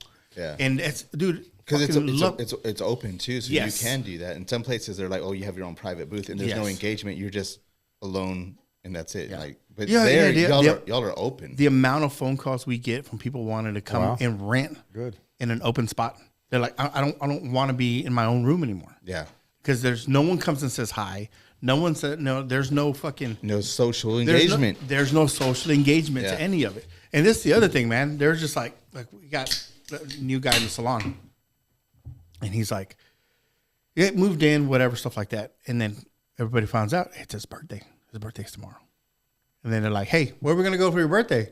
He's like, the fuck? What do you mean? Yeah. He's like, well, we're going to do something for your birthday. Where are we going for your birthday? And he's like, oh, sure, wherever. We're going to go to Urban Salt. Yeah. Or whatever. Right? So they all go and meet up at fucking Urban Salt. Go ahead. I'm going to close this Yeah. door. Yeah, they all go to Urban Salt, right? And he's like, man, that's crazy. I've been doing hair for this long, and we never go out and do shit for anybody's birthday. I'd be lucky to even get a happy birthday from somebody. Right. Because I'm like, and he's told straight up, he's like, damn, that's a whole different vibe here. And they were like, you think that's crazy? Before fall, we all take a salon trip. He's like, what the fuck? What do you mean you all take a salon trip? He's like, yeah, we pick a destination and we all disappear for a 3-day weekend. Yeah. You know, where it's just like we go and we're gonna fucking chill. You know what I mean? We're gonna show up, we're gonna fucking chill, and we don't do nothing but drink, cook. You know, we get to bullshit with each other. Mm-hmm. And he was like, oh, fuck, that's badass. But you go to other salons, man, it's not like that. It's like, no, you rent your booth, you go do your business, and then whatever. Yeah. You know, you just, as long as you pay your rent, as long as you pay your rent. Another thing I noticed, and I think a lot of people do like with y'all's salon, is like you have people in there that have their own following, like on social media. Yes. And so they'll be like, say you're getting your hair done here and you look over and you're like, this person's doing a video for their social media. Yeah. And then the next thing you know, that thing blew up. I'm like, damn, that's cool. I was there. I was there when they were doing that. You know what I mean? Like, that's a whole thing too. Like, damn, that's advertisement. Cool. Yeah. It's a free advertisement. Yeah, exactly, man. And the cool thing about it is there's no hate. He's like, hey, do you mind doing a video for me? A little 30-second video. Yeah. No one's be like, nah, I ain't gonna do that. Oh, they'll do it. No, everybody there helps each other, but it's the vibe. It's the vibe that everybody brings. Mm-hmm. It's welcoming. Yes, it's not a bunch of sharks. No. A bunch of sharks trying to, like. Mine. Yeah. You know, or like I'm booked. I can't get this person in. So why am I going to try to fit him in for tomorrow or try to squeeze him in with 2 clients? Hey, I got this person coming in. You want to do it? Sure. And they're like, yeah, fuck yeah. And there's the crazy part about it is, man, is that it's kind of like one eats, everybody eats. That's a family. Yes, there you go. We all eat. It's a family. Yeah, it's a family. So and everybody that comes in feels exactly that way, man. We're just like either we had one that she moved out to Pampa. And she was all like, man, I really don't want to go. I don't want to go. Because it's like, I'm going to go back to, I'm going to miss everybody. Yeah. It's not the vibe. Yeah, it's not the vibe. And I just feel like there's a lot of these business owners that or these businesses that opened up, that they don't bring the vibe. I get you want to make money. But you know what? You're not putting yourself into it. If you have the whole staff that's right behind you, that'll work. That'll work. It always works. Yeah. But if you're just one person trying to do it. Yeah. But you got to have everybody else. And that if the stars align. Yes. The stars align. It works. Yes. Yeah. But sometimes you got to make those stars align. And it's rough. It's rough. I've been there. Yeah. Because, I did it. Yeah. You have to learn how to fire quick. Yeah. Because it's like, okay, I see you're a cog in this. Yeah. You're a cog in this machine, and that's not going to work. I need this to flow, and the countless people I fired, not that I wanted. They weren't bad people, but I'm like, dude, you're not keeping up with everybody. You're not. You're not made for this. The expectations aren't there. Or there were some people that just, sorry, man, you're gonna kill yourself or kill somebody. Yeah, else. you're the bitter spice in my fucking ingredients here, man. Where it's just like I can't have you. Hey, who cleaned the fucking counter with bleach? Oh, this is where I mix my ingredients. Yeah. Yeah, it's that one. It's that one. He'll poison everybody. Yeah. And you gotta. I think as a business owner, sometimes you gotta catch that. Sometimes they pass you. They pass you by, or they came out and they show you this. But then again, there's a lot of other things like the stuff that happens at home that comes and radiates at your business. You know what I mean? Yeah, because people have their own lives. That's just sometimes what radiates. And it's hard for people to leave that at the door. Yeah. Most people. Yeah, it is. It's very hard. My biggest thing, of course, you work for me, where it's like, hey, I understand we all have our own problems, but those gates over there, your home problems stay outside that door. Yeah. And when we leave here, the problems here at work, they stay inside that gate. Yeah, don't take that. Don't take it home. Yeah. Like I will go. That's another thing too, is taking your problems from work home, and then oh fuck. I don't know how many times we'll have this big old fucking argument and we'll leave, and I'm like, hey man, what are you doing? He's like, man, I don't know nothing. I'm probably not going home. Let's go grab a beer. I was like, dude, I want you to know that I'm not. At work is not me out here. Yeah. You know, we can be cool. We can go grab a beer. You know, and if there's something you want to talk about, oh, dude, I'm all ears. It's just business. Back then, when they used to watch cartoons early morning, Saturday mornings, there was a dog guy, and he would fight with the other guy. And they get to work, and they clock in, and I remember that. yeah, man, they'd fight. It was the sheepdog and the coyote. There you go. Yeah, that's right. And then we clock out, and then hey, buddy. We're back to work. And I was thinking about that. I always think about that because that doesn't happen like it should now. Yes. But when you're at work, man, you're gonna fight. I mean, yeah, you're going to. You're going to. You can't walk on those glass steps because, and I hope I don't offend you. Yeah. I'm gonna yell or I'm gonna. Yeah. For this past 2 minutes, okay, I got mad for 2 minutes, but don't take offense to that. Yeah. How many people have taken offense to that? Like, oh, you yelled at me. Yeah. Oh yeah. Because it's that shit they get at home, whether it be from their significant other or from their mom. Well, you know, he shouldn't be talking to you like that. No. You yelled at me? I'm like, well, I was mad at the situation. Yes. There you go. I was mad at you. So it's over with. Well, I quit because you yelled. Yeah. But the time of day now, we become to their mercy. Before you used to fire somebody, man, don't fire me. Don't fire me. Please don't fire me. Yeah. Now, fire me. I'll go somewhere else. Yeah. Right down the street. Okay, you know what? Don't you come back tomorrow. Yeah. I'll fire you, but come back tomorrow because I do need you. No.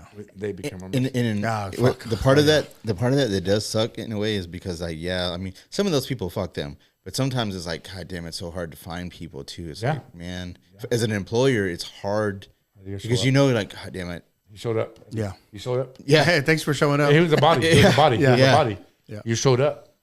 But did you do what I asked? No, but he showed up. Yeah.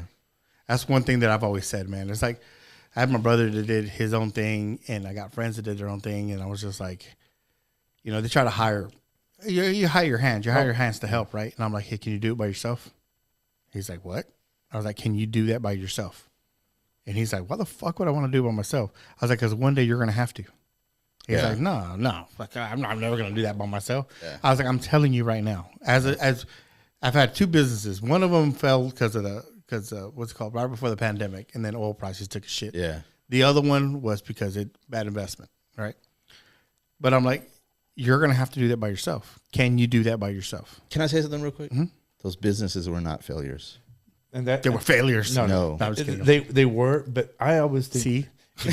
They were, but if you didn't, you don't ever want to say, I wish I would have. Oh, no. They're learning experiences, right? Yeah, you don't want to have it's an experience. And how many people I always heard when I was out, just outside the bar, just trying to enjoy myself. Like, I'm going to open a bar. I'm going to open this. I always heard, I'm going to do this. I'm going to do this. How many people actually do it? That's right. There are the doers that do it. And they're the dreamers. Yeah, those are the people that just talk about it. Yeah. Be about it. Let's be about it. Because with being about it, it's rough. I mean, it's hard. It's hard. It's hard. But you always hear these people on the side, I'm gonna do it. I'm gonna do it. That people say it. Yeah, and then as they're older, like, damn, I never did that. That's the regret. What I always thought, I don't want to ever say, I wish I would have. Yeah. Okay. Okay, let's do it because I might have failed, but it's not a failure because it led me to here. That's true. But you know what? I will give you that. You and me have been talking about a certain business for about 3 years now, and we're just 2 years, like a year and a half. Since the pandemic, actually. Really? Yeah. Since before this started, actually. You do it, and if it fails, you have to remind me. If it fails, I mean, at least you did it. Yeah. Who? Yeah. And in your deathbed, you're like, I wish I would have done that. No, you did it. But I did it. Yeah, but I did it. And it bankrupted. Yeah, you could say you did it. And it bankrupted. But hey, I have that story to go behind. Got that exactly right. But that's you ain't taking that money with you. People are so fucking tied up in the fact that I was like, oh man, I lost $20,000, $30,000. I was like, yeah, but you can make that again. That's right. You can always make that. Mom always said, money goes and it comes. That's right. Yeah. It goes and it still does that. Yep. I mean, I'll make it and then I'll lose it. Make it. And you know what? I lost it again. Make it again. It'll come back. Yeah. You'll get it again. Or let's try to figure out. If you made it once, you'll make it again. Yep. That's right. That's fucking right. I mean, I worked for Ethicon. I was telling him for 6 years. Hated it. Easiest job in the world. 12 hours a shift. Hated it. I couldn't. I just, you know what? That corporate world. I'd rather go by myself and stress. I stressed going over there. I thought I was going to die going over there.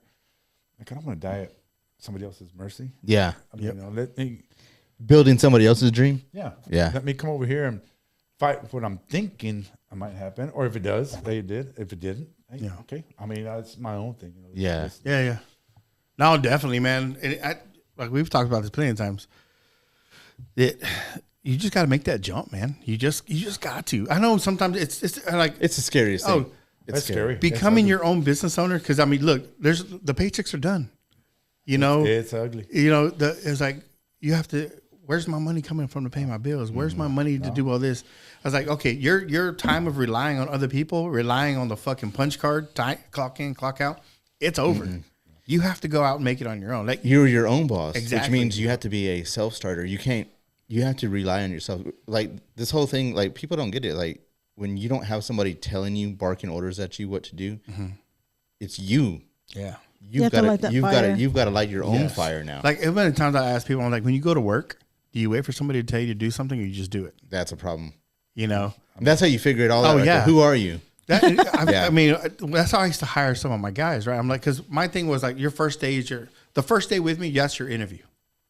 So I want to know when you show up, how you do it, whatever. Man, I caught this one guy, dude, and like I said, few far between.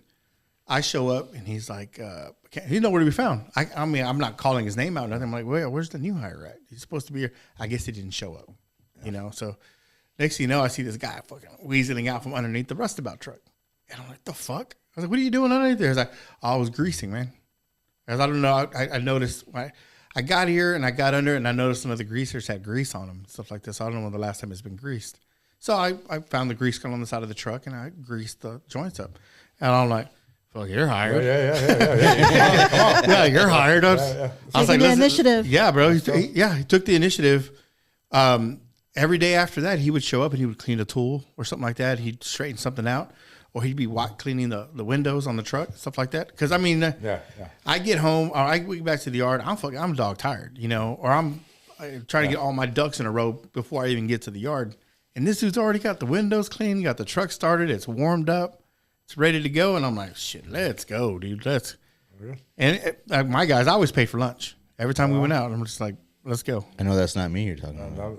Hey, stop, bro. I always pay for lunch. Are you hired? Shit, I'll go over there. I'll take your lilies.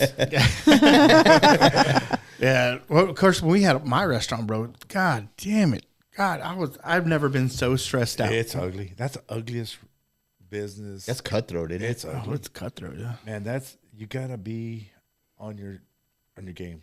Oh, yeah.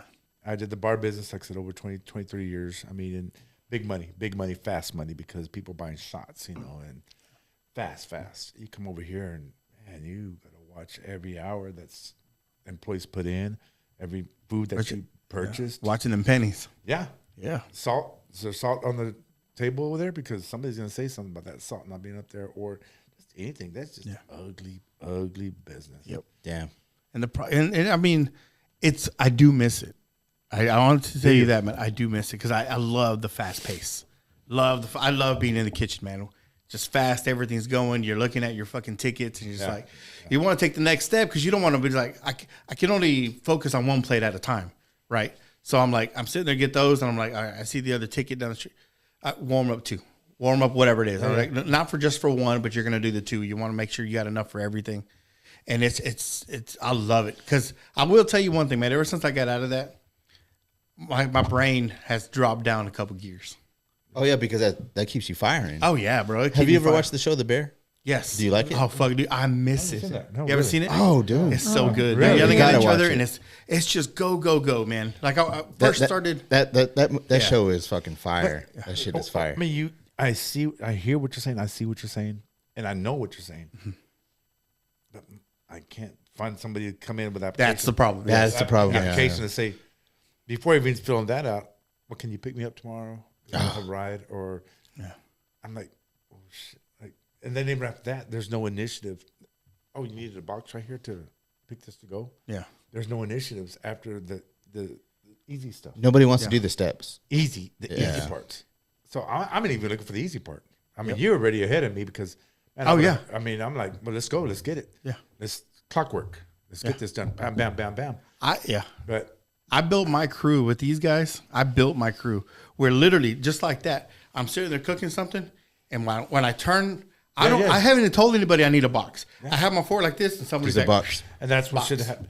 No, but there's me doing that. And the phone's ringing. Nobody's answering. Yeah. Okay, I'll go get the phone. Shit. The phone. Yeah. Oh, you need dishes? I'll go get the dishes.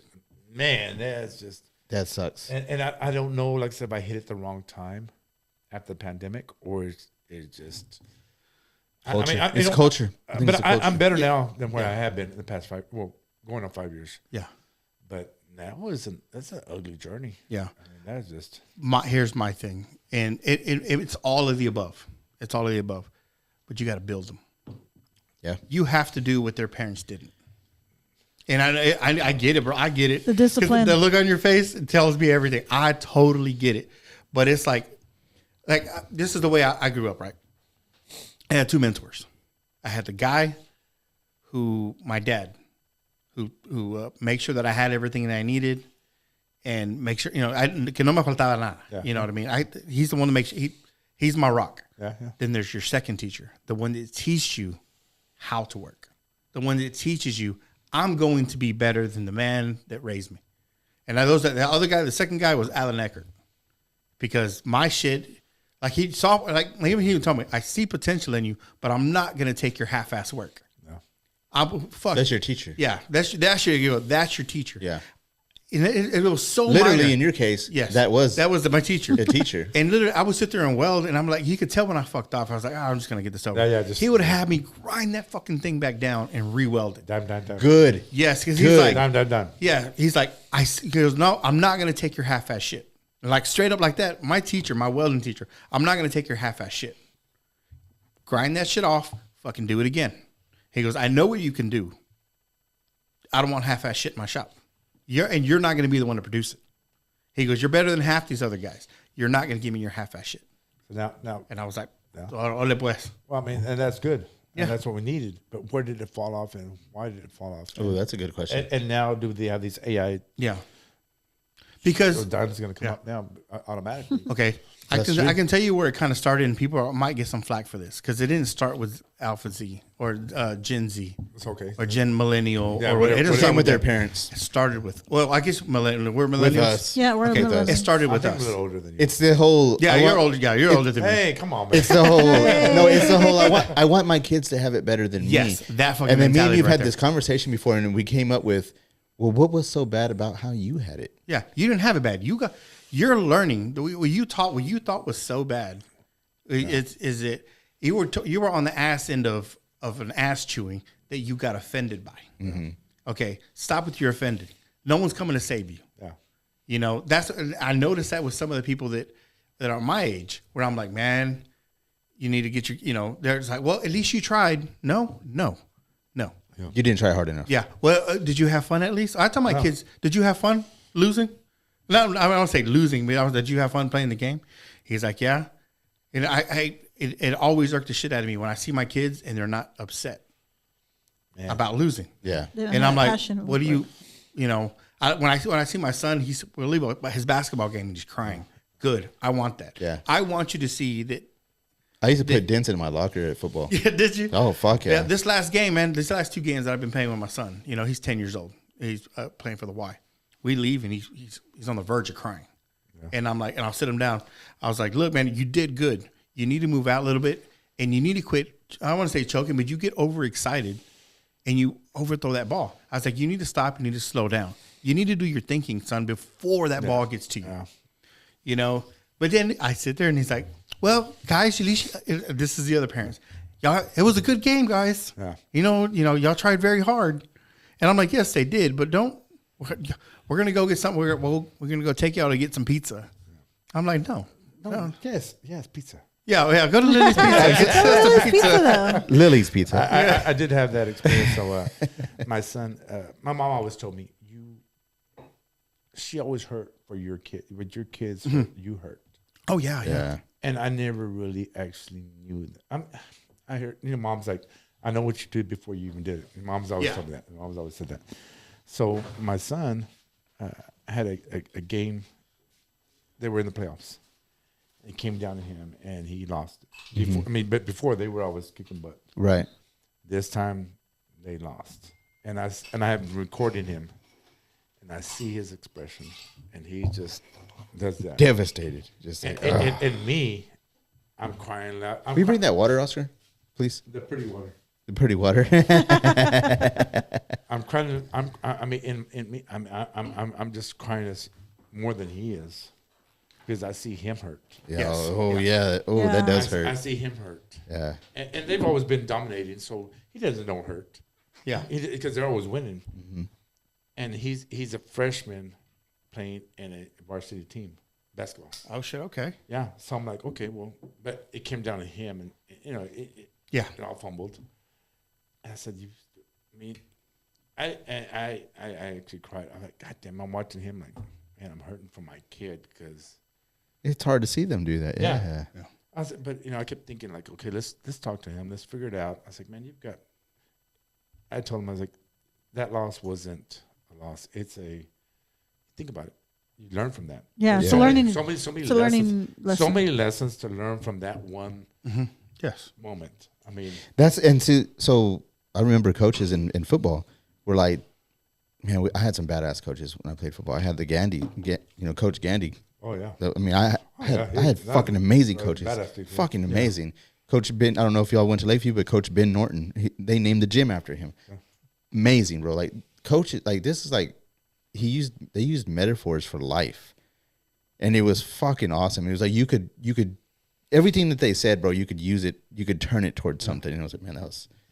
Life is a box of chocolates. No, No, I heard not that cheesy. Keep running. Not that cheesy. Why are you running? Yeah, not that cheesy. But I mean, I'm just like the thing about sports. My whole thing was the thing about sports is it's a stepping stone to how to handle things in life. Yeah. True. That's the whole deal about sports. That's why everybody always pushes like, man, make sure your kids are involved in sports because. With those hardships, they can learn how to handle the hardships of life. Of course. Yeah. You learn how to lose. You learn how to win, but not be a shithead when you win.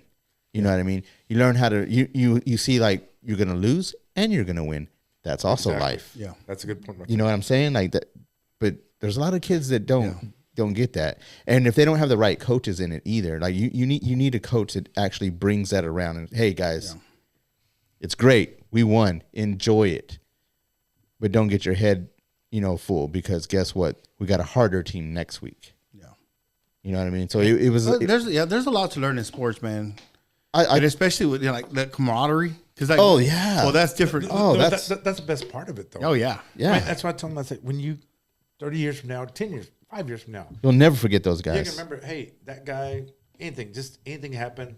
Was there this? We're all here. Yeah. And you bring it together, and that's the whole thing. I was a running back, man, and I remember who my fullback was because that motherfucker took some hits for me. Yeah. Every time I see that guy, I'm like, brother, oh goddamn, bro, you're still alive. Why do you have one arm? I lost it that year. Remember that one time I took that hit for you? Fuck, I formed a blood clot in my arm and had to remove it. $45,000 will make it good.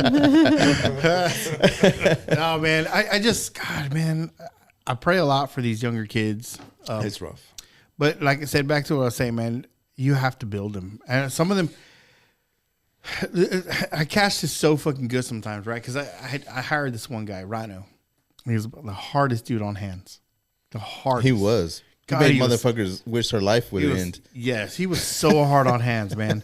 But after they left, you know how many praises I got? Oh, they want to suck that motherfucker was a badass. They want to have sex with him. Yeah. They're like, I'm not gay. I'm not gay, but I'll fuck him. Yeah, it's almost gay. Where I'm like, yo, bro, what did Rhino do to you? Yeah. But it was it's a pill. Yeah. Pill? Rhino? The Rhino the pill? Yeah, I think it was on a Rhino all the time. Something. He was so hard on hands, man. But God damn it, if they didn't leave respecting him.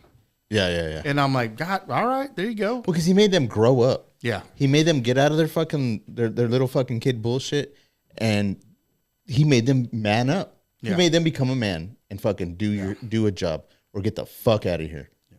He didn't give him a fucking alternative to it. I watched him do it to a bunch of people. And I was like, cool. Yeah. And you can tell the ones that were like, yeah, this guy needs to go. Like he doesn't want to. He's gonna fucking hurt somebody. You know what I mean, or himself. And he would let him know. He never sugarcoated nothing. No. And which you couldn't. I mean, well, the shit that we did, it's like either you step up or I got to do this work for you. You know what I mean? It's like we're both here. We're both here to do this fucking job. If you're not doing it, you're making it harder on all of us because now we have to pick up your slack. It was the way that it always had to happen, which means we were all working our asses off, but now we have to work double because we have to pick up your slack. Yeah. What the fuck are you here for then? Why are you getting paid if I'm having to do half of your job? I don't know how it is in your place. Do your other guys ever get onto one guy because they're having to pick up his slack? No. See, that's yeah. See, back in because it's different. It's different nowadays. Like Whataburger's not that way. My son works there. See, and I told him, I was like, well, is no one talking to him? Is no one telling him, hey man, you need to step up? He's like, well, he's not going to listen anyways. I was like, no. See, when we were younger, and we all performing a job. If I have to do my job and yours, all for one. Yeah, you're gonna get a fucking earful from me. Yeah. You know, I'm gonna call you out for your bullshit because you know what? You're getting paid just as much as I'm getting paid, and I shouldn't have to do your job and my job too. Mm-hmm. Well, who's in charge of Chick-fil-A? Those guys are badass. Dude, yeah. Those guys are Jesus who's in charge of them. They rain, shine, cold. Oh, yeah. Their hiring process is very tight. Like they make sure that they listen. They've got to. This is our standards, and they have to meet these standards, or we ain't hiring them. Well, I understand that, but if I only get 2 people that come in to hire, I'm think I'm going to take those 2 people. Okay, I'm going to let's just read this. If I have 10 people that come in, I'm going to take those 10 people. 1 out of 10 is going to make it because that's just the way it is. Yeah. But Chick-fil-A, if I get 10, how many are they getting? Yeah. Because I'm getting the 10 worst. But then again, they built that. They built that reputation. Man, they're tough. They're tough. That's yes, good. That's good. Because that started when was Chick-fil-A founded, Tiffany? Let's see. Because they had the same issues. Everyone that starts off has the same issues, but they built their team to the point where I was like, no, you're here to do a job, and we're not gonna walk you around. We're not sleet, too hot outside. Hey, how are you doing? Like, man, they got that same attitude. Yeah, they got that drive that comes in, man, and it's expected. But then again, it also comes from the team because you want that to radiate down. Because if you're that way, you want the guy underneath you to be that way, and he'll radiate to the guys under him that need to be that way. Because everyone's got to perform a job for everything to go kosher, for everything to go smooth. It was May 23rd, 1946. 1946. Really? 46. Wow. So, they got what? How many years is that? 80 years? Well, and I've always heard, I heard longevity is the key to a restaurant. But back in the bar business, it was easier. But again, I did that too long. Burned myself out of that one. Oh, I'm sure after 20 years, man. Yeah. But, it's good. You had successful bars, like you had. It was good. It was when you're single and and you have it going. The bar business is the way to go. Watch everything. You got to really, really. Roxy, man, that was just like, again, we went back to it. It was sex, drugs, rock and roll. And I had memories. Y'all had memories, and that's all it was. Because I came out of there with being everybody's friend to having 0 friends when I walked out. Really? Yeah. Oh, yeah, my gosh. bro. Oh, yeah. Yeah. That's why I think that like people that are like they commit suicide when they're big stars because everybody leaves, bro. It's the boat effect, dog. Everybody. I mean, it's the boat effect. You want to know who your friends are? Oh my gosh. Sell your boat. Man, that's right. Yeah, that's right. Yeah, man. I mean, I lost it, and I was like, okay, I was having a girlfriend all the times, and walked away, and man, like nobody knows you no more. Nope. It was bad. Like it was like. It messes with you. Yeah, oh yeah, hell yeah. It messes with you. You're like, oh man, See, as a business owner, right? And everybody knows you own a business. You own Lily's. You've had bars and stuff like that. You know what it feels like when you walk in the room to be the big-titted blonde. Oh yeah. Everyone, hey bud, hey, and then everybody's got an idea. Sure you got the hey man, I got an idea. I got this business idea. I got this. Or you should have done this. If I had this, you'd do it this way. Or if I had this, like, well, okay, go ahead. Go do it. Yeah. Go open yours. I've always had that, But then you're right, though. And it just, I've not saying I failed. Because Roxy wasn't a failure. I just moved on. Yeah, I moved on because then I went to the tavern. This is business now. Yeah. Yes. Yeah. Let's make this work. This is a different vibe. I'm not going to drink with you every day. It's a different business, and so I learned a lot from it. But still, again, when that fell down, it still got you. Like, man, all these people I help, you help them out, Yeah. Hey, I need this, I'm down. Can you help me out? Yeah, we got you. We're making money.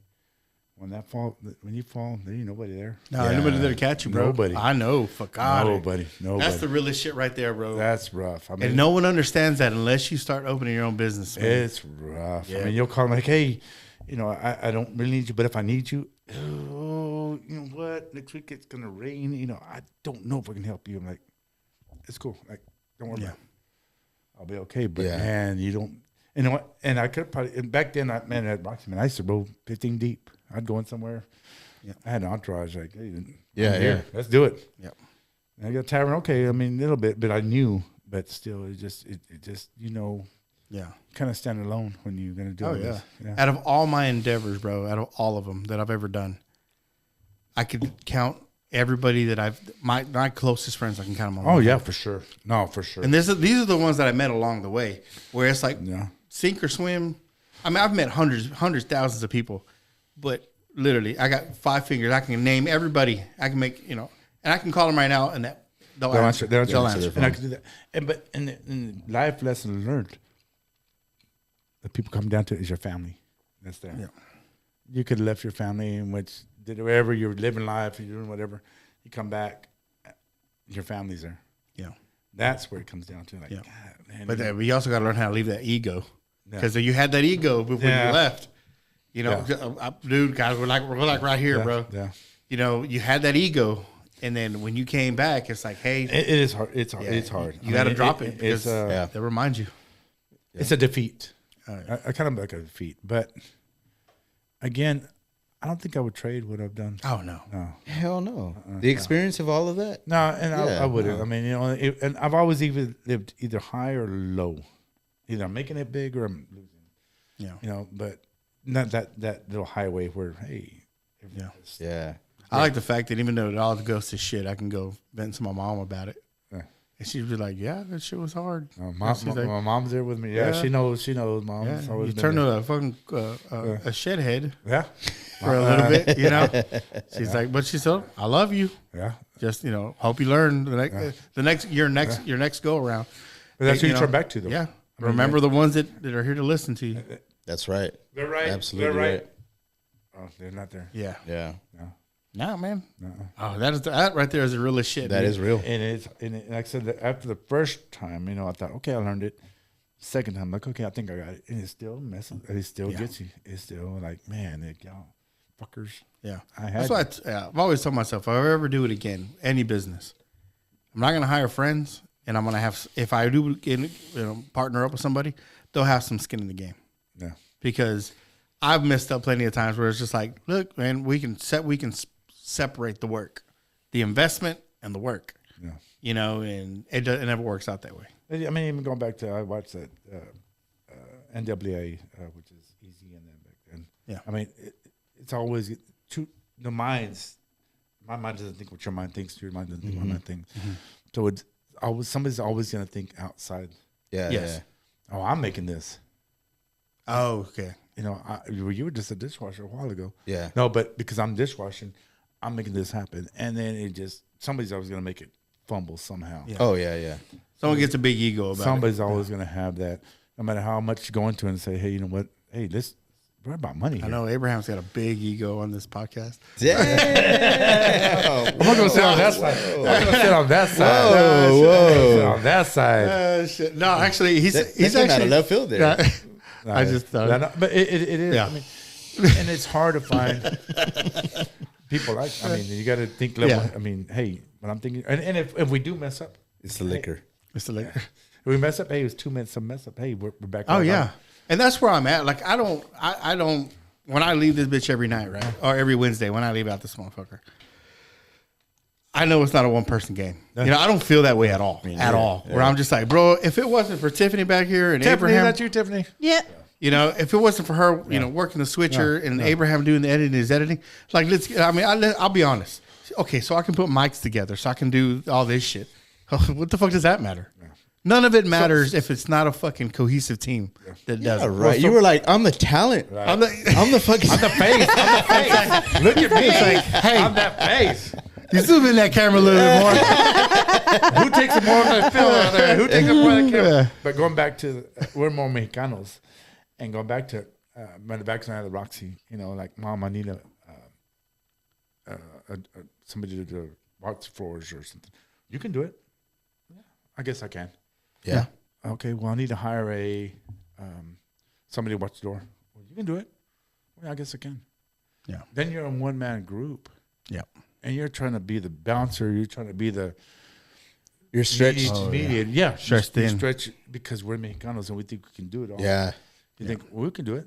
Yeah, we can do it. You can, but we boy. can do it. But boy. We can do it, but why not think outside the, you know what? Okay, you know what? Let's get this person to watch the door. Let's get this person to wash the dishes. And then let's start making things happen. But we're first born, you know. You can do it. Because that opens it up better. Like, Yeah. Well, Yeah, of course. back to what he was talking about with this podcast. Like, it was just him. It started with just him. This is The his talent. This was his idea. One wire. One wire. Yeah. One wire. And he called me up and he was talking about it, and I was like, all right, well, yeah, okay, well, I wasn't ever going to be on it. Right. The idea was I wasn't going to be on it. It was going to be He was going to be back there. just him. Yeah. And so that's how we were going to do this, and I was going to do the editing and all the producing part of it. But then it got to be like the first couple were kind of like it was called something else completely else. But it was just hard for you just to do it because it's hard just to talk by yourself. Like, how do you do that? Yeah, you know, it's fucking weird. And so then I was like, all right, I'm gonna jump on it with you. So then we had this back and forth. Me and him have a good banter. Yeah, we have a good banter. You know what I mean? So then that was cool. We were able to do that, and then we started bringing guests on. So then we were able to do that. But then it was like, all right, we started bringing video into this. Oh, yeah. So then we brought the switcher in. It makes it easier for us to switch back. All right, but I'm over here, this, and now I'm out of the conversation. Yeah, and it was like, this is not working now because now streamline this. Yeah, we need to move this differently. You know, we did try to do it to where each camera recorded on its own. Damn it, the editing was hours and hours and hours. Days. It was days. But yeah, so Tiffany, I don't even know how this happened, Tiffany, but I feel like I kind of sold myself. That sounds bad, but you were eating at Lily's, and then they saw you eating at Lily's, and they said, "Hey, we need a are those nachos? Yeah, we need nachos. Those nachos. We need you third person over here." I feel like personally, I was like, well, I would listen, and then because I've wanted to do a podcast for the longest time, and so based off of my social stuff, I was like, you know, this worked for me. Let me help them out. I know they want to push it, and given listening to it, I was like, man, they have a lot of there's a lot of potential with them too. Tiffany, your pay is exempt for the next 10 years. And thank you. And then, thank you for saying that. Yeah, and then we'll figure you in. It is my son's favorite spot. So thank you for saying that. It takes a lot of pressure off my shoulders. We need to build together. We got to build first, and then we'll figure out where you're at. Yeah. Your son, maybe in 10 years, we'll figure it out. When we're there. I'll make sure he knows what to do. Take initiative. But yeah, honestly, I kept telling Abraham and you, Oscar, I was like, you know, if you kind of like start with like maybe shorts and little videos and kind of going from there. And that's what, she brought a lot of ideas to it. Yeah. And it takes, you can't, I go back to Mexicanos, you know, you can do it. You can do it yourself. We can do this all by ourselves. We can. But we got to think bigger. Yes. We have to think bigger. If we're going to go, Yeah. And eventually I like to go, you know, I'm just saying corporate or bigger. I mean, you just want to be bigger. Can we do all this ourselves? Yeah, sure we can. But with doing it yourself, and that's kind of going back to the shit that I had, you sacrifice growth. Yeah. You know, that's right. Yeah, you can do it all. But then you wish you worse up there. Yeah, you reach to a point that where it's like, this is it. Yeah. There's no more growth unless you're willing to give something up. What are you giving up? Are you giving up the supervising? You know, because I mean that was my biggest issue was micromanaging. Yeah, you can't do that. If you want to grow, you couldn't micromanage, and that was my biggest problem. And that is hard. Yeah, and you have to, and I had that problem too. Yeah. It's hard to give that power up because this is your baby. Yeah, and you feel like I got to be there for all these fucking major jobs because I just I felt if that goes wrong. Yeah. I have to make every one of these. I feel like I have to make every one of these, and it's not true. Well, I can yeah, give somebody else a job. Hey, yeah. Just teach them how to do it and let them do it. Yeah, you make that. I used, you know what? In the first 6 months, 7 months, and I'm gonna get a little weight right now, but I would taste every potato that came out Out of the batch. Yeah. Everyone. If I knew came in, I want to make sure it's good for you. Man, I saw a picture. Damn, bro. I saw a picture one day. Like, man, who's that big guy on that picture? I was like, oh, that's me. Yeah. Like, man, I can't Eat every single one. Yeah. Yeah, every single one. I have to delegate, and you have to get that mindset of the Mexicano part. Okay, you can do this part. Yeah. We can't go as far as dishwasher, just your dishwasher only. But Yeah. you got 3 jobs, and then you got 3 jobs. But we all need to make it. Yep. Yeah. I used to get that shit when I was at the restaurant. You're the owner of the restaurant. Why are you washing dishes? No. Because they need to get washed. That's why. Why you busting tables? That's one thing. You're not too big to do something. Fuck no. Man, I'll be out there fucking on the toilet. I was like, this bitch going. No. Yeah. Yeah. No, and that's one thing is it, man, and that's because gone through it a couple of times where you're at the top and now all of a sudden you lost everything and you're starting right back from the bottom again. And then it does get me, right? When some people do start their business and shit like that, that I'm not going to do that. I'm not going to do that grunt work. You know, that's what I'm hired. That's why I'm paying somebody to do that grunt work. Right. You know, and that's what I've always said is like, look, if you're starting your business and you're going something like that, you know, or you're doing something you're trying to venture out on something. Yeah. Make sure, don't point your nose so high to say you won't do the grunt work. Gotcha. You know? Yeah. Yeah. You can't be too proud to do the bottom shit. I'm willing to fucking do that shit. Exactly. I'm not too proud to fucking. Do I got to wax the floors? I ain't too proud to beg. That's right. You know what's funny? I'll wax the floors. You know what's funny? I at work I talk to our business services and they deal with the employers to get their stuff onto for work. So there's jobs posted or whatever. The biggest thing that they were talking about with one of the guys was like, you can tell the difference between people like mom and pops, like places versus like there was people that had to start from the bottom up versus people that have had like money in their back pocket to like, just get it handed to them. Yeah. He's like, because I will call them and some of them won't answer, and they're like, "Oh, I'll just give it to this guy, and he'll take care of it." And da da da. That's obviously the one that has has everything handed to them, versus the ones that actually that started from the bottom and are in there with their employees, working and doing everything with it. They're very hands on, so they're like, "Okay, I'm going to answer. Yes, I'll take care of this. I'll talk it over with you." And yeah, like they're very hands in. Right. Yeah. Yeah. So there's definitely a difference there from the ones that are handed everything versus the ones that had have to work start for it. Yeah, work for it. Yeah, they're definitely as an employee, you feel that too. You can tell the difference on those type of people. Like I've worked for both different types of people, and it's like, oh, this motherfucker. Yeah. You didn't have to fucking earn any of this shit. You're just fucking out here just trying to make dividends. Mm-hmm. That's it. You don't care about this shit. Nah, you're ready to fucking. Yeah. You know what I mean? But you know exactly what I know exactly what you're talking about. It's. I don't know, man. Being a business owner is a motherfucker. For fucking, both of y'all, I haven't owned a business on the level that both of y'all have.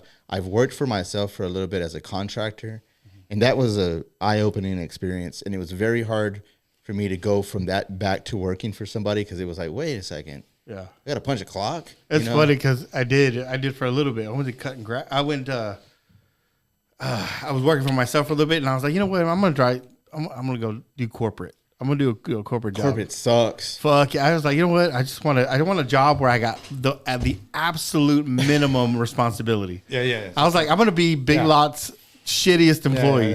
Yeah. So I was like, fuck it. So I went out. Some people love that though. Oh yeah. Some people love it. That's what they thrive on. Like, I went to Home Depot and I worked for a week and a half, and it was the most mind-numbing, soul-churning. Like I felt like I was dying.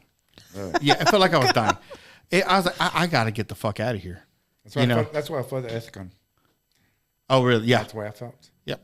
I was like, I feel like Which is crazy because I've never met a group of people that did absolutely the bare minimum. I'm like, because I remember working, I was out in the garden section, and they're like, hey, man, is there anything I can do? You know, I don't know how to do any of the item removals, the broken shit. And they're like, well, if you want, you can take one of the blowers and kind of blow the whole section off. And I was like, oh, perfect, man. I went over there.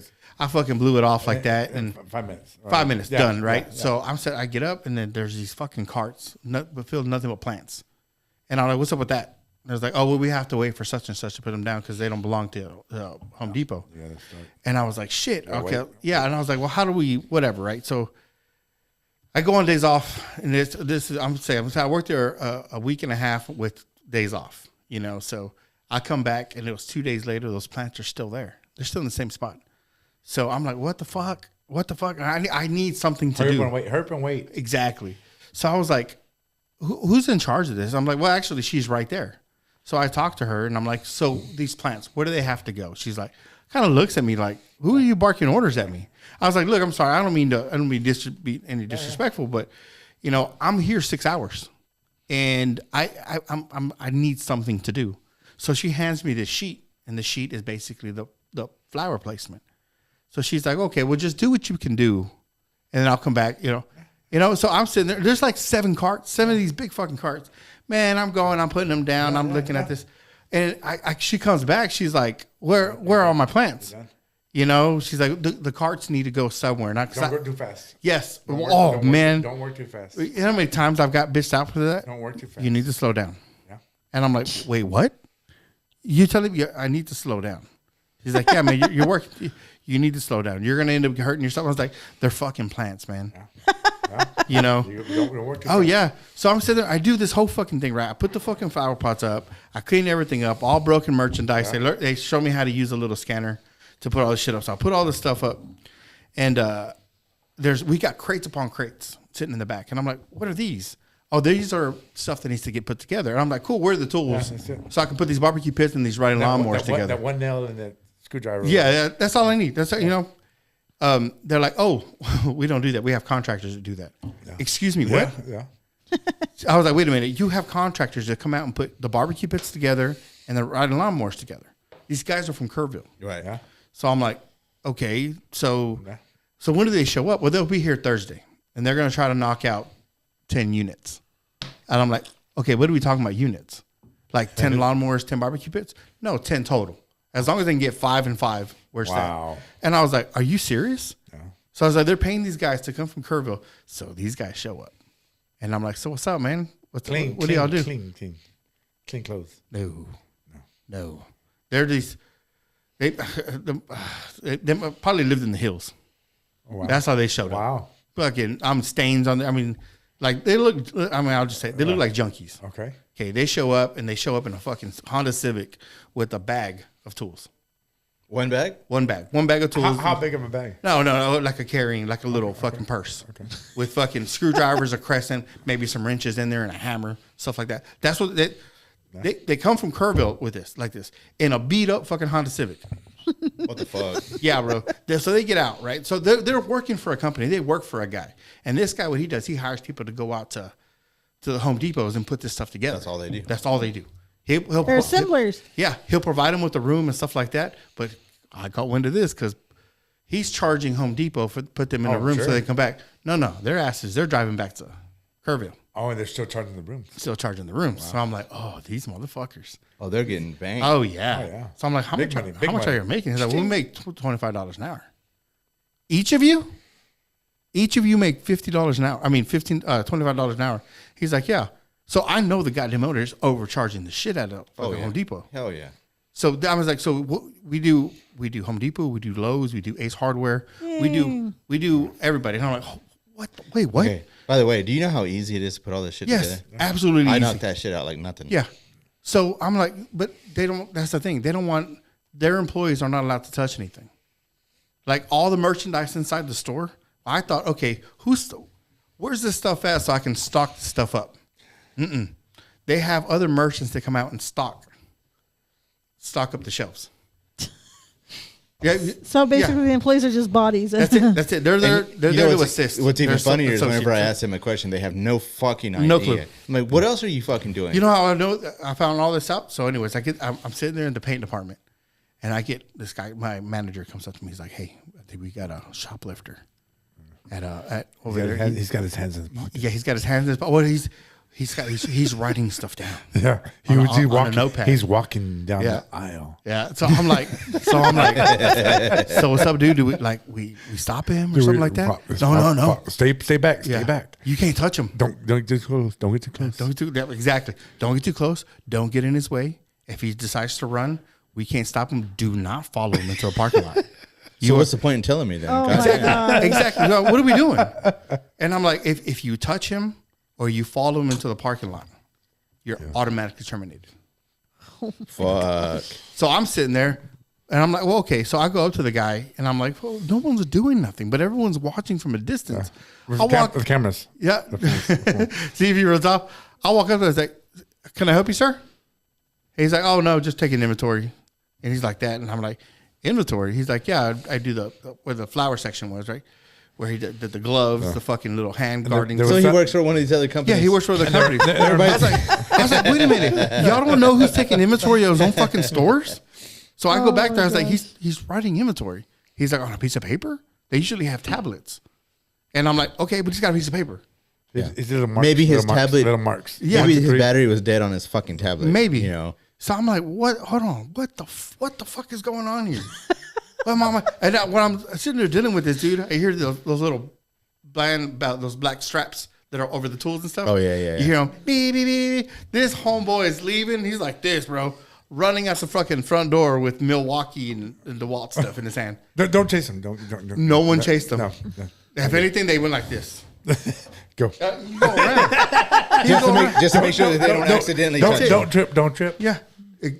It was bad because they don't want him falling in the store. Did they even say, sir, excuse me, sir? Nope, They didn't nothing. even say nothing? No. Nothing. Just go. I'm sitting there through orientation, dog. I've actually been there when they called him, sir, Yeah. sir.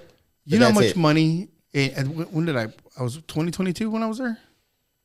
You know how much money they lost? No, 2023. No, 2022. How does that work? I mean, I know where you're getting at, but You know how much money Home Depot lost on stolen merchandise the previous year? I mean, I can only imagine. $400 million. I know. Okay. God damn. Again, so the mom and pop's going back to that. Like, how do you look at that? It's an insurance scam.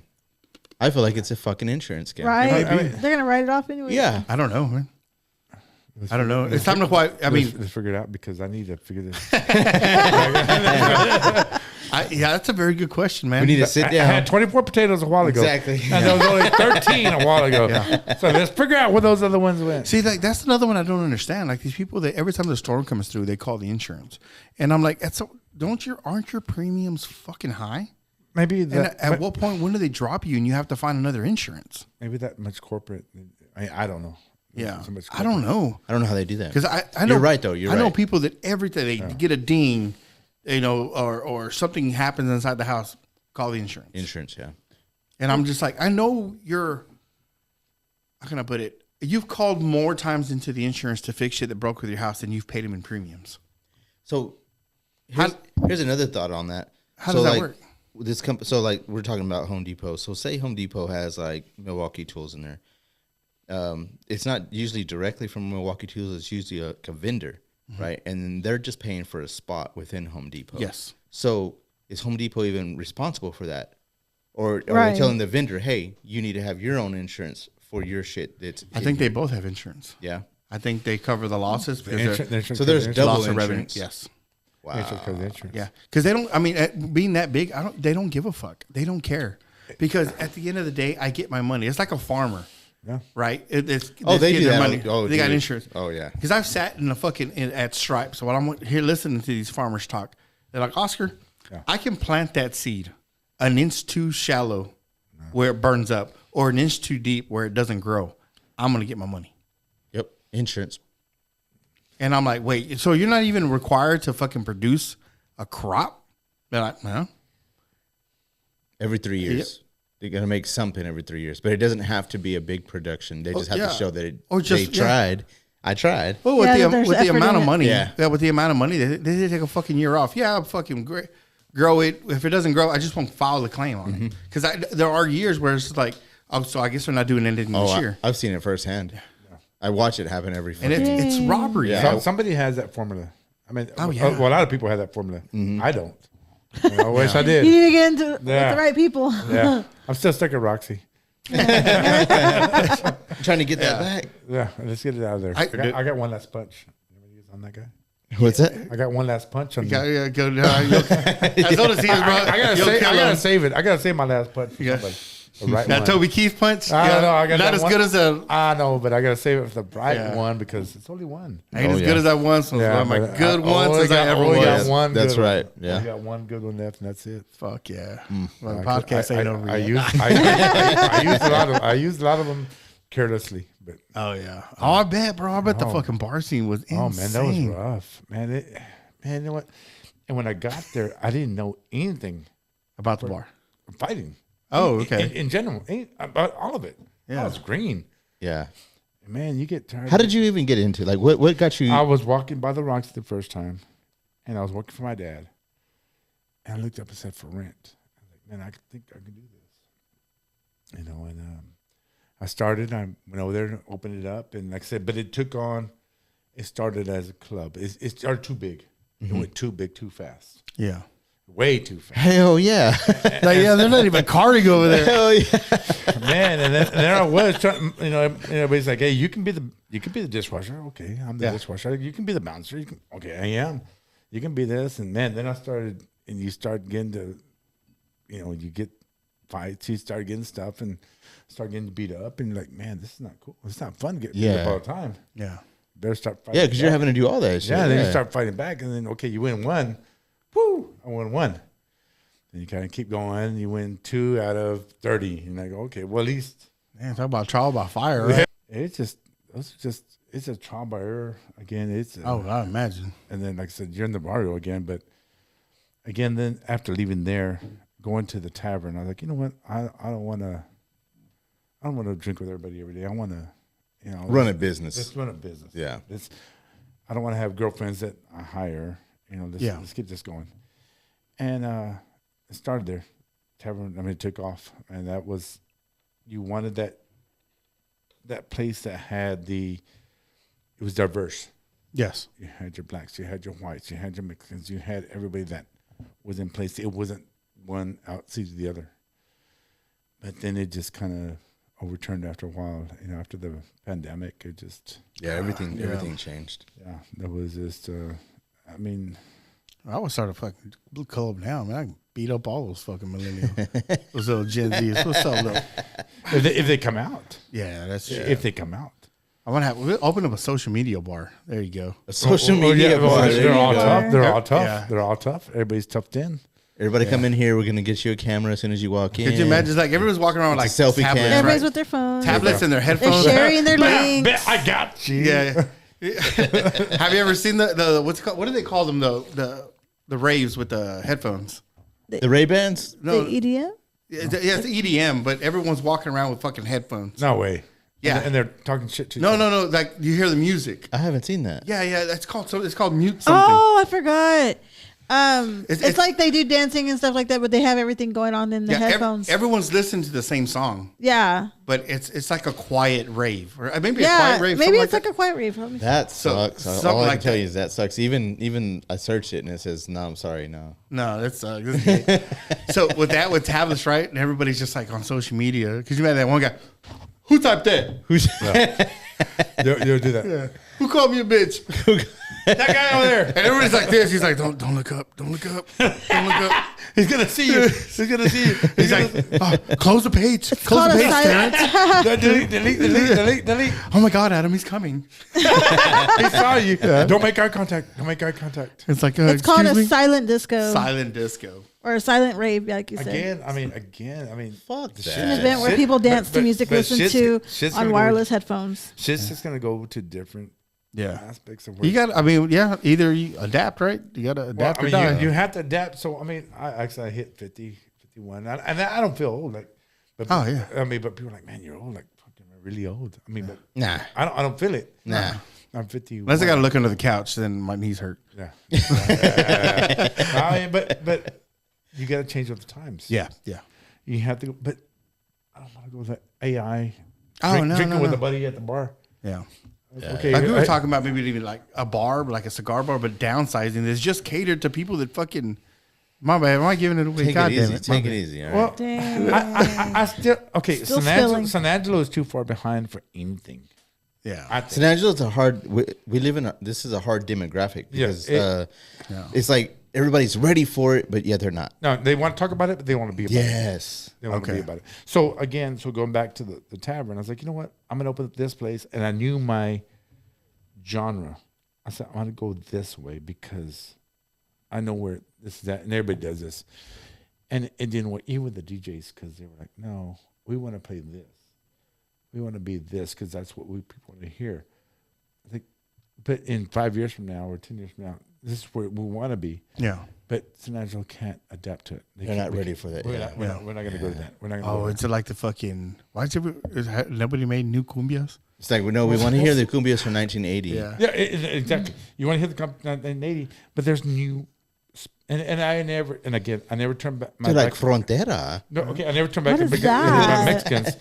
But there's new Spanish that's come out since then. Yeah. Yes, So why yes. do you want to play that same cumbia beat from 30 years ago? Mm-hmm.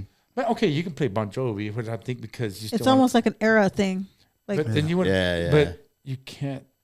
You want to stay where you're at. Like I could never. It blew my mind. Yeah. You want I to stay feel in your like- comfort zone. I feel like San Angelo, a bar in San Angelo that did just strictly 90s music, only 90s music. we 90s, don't- we don't- 2000s. It would probably actually 90s, make it because 2000s. that seems like everybody wants to hear. Like you have a Tejano night where all they play is 90s Tejano. Yeah, but that's You what's have dying, man. Like Yeah. that, So Tejano's dead. I don't- Tejano is dead. Tejano's been dead. Tejano's dead. You Yeah. had the same 50 people that is Tejano. That's true. Yeah, and I that's knew true. that.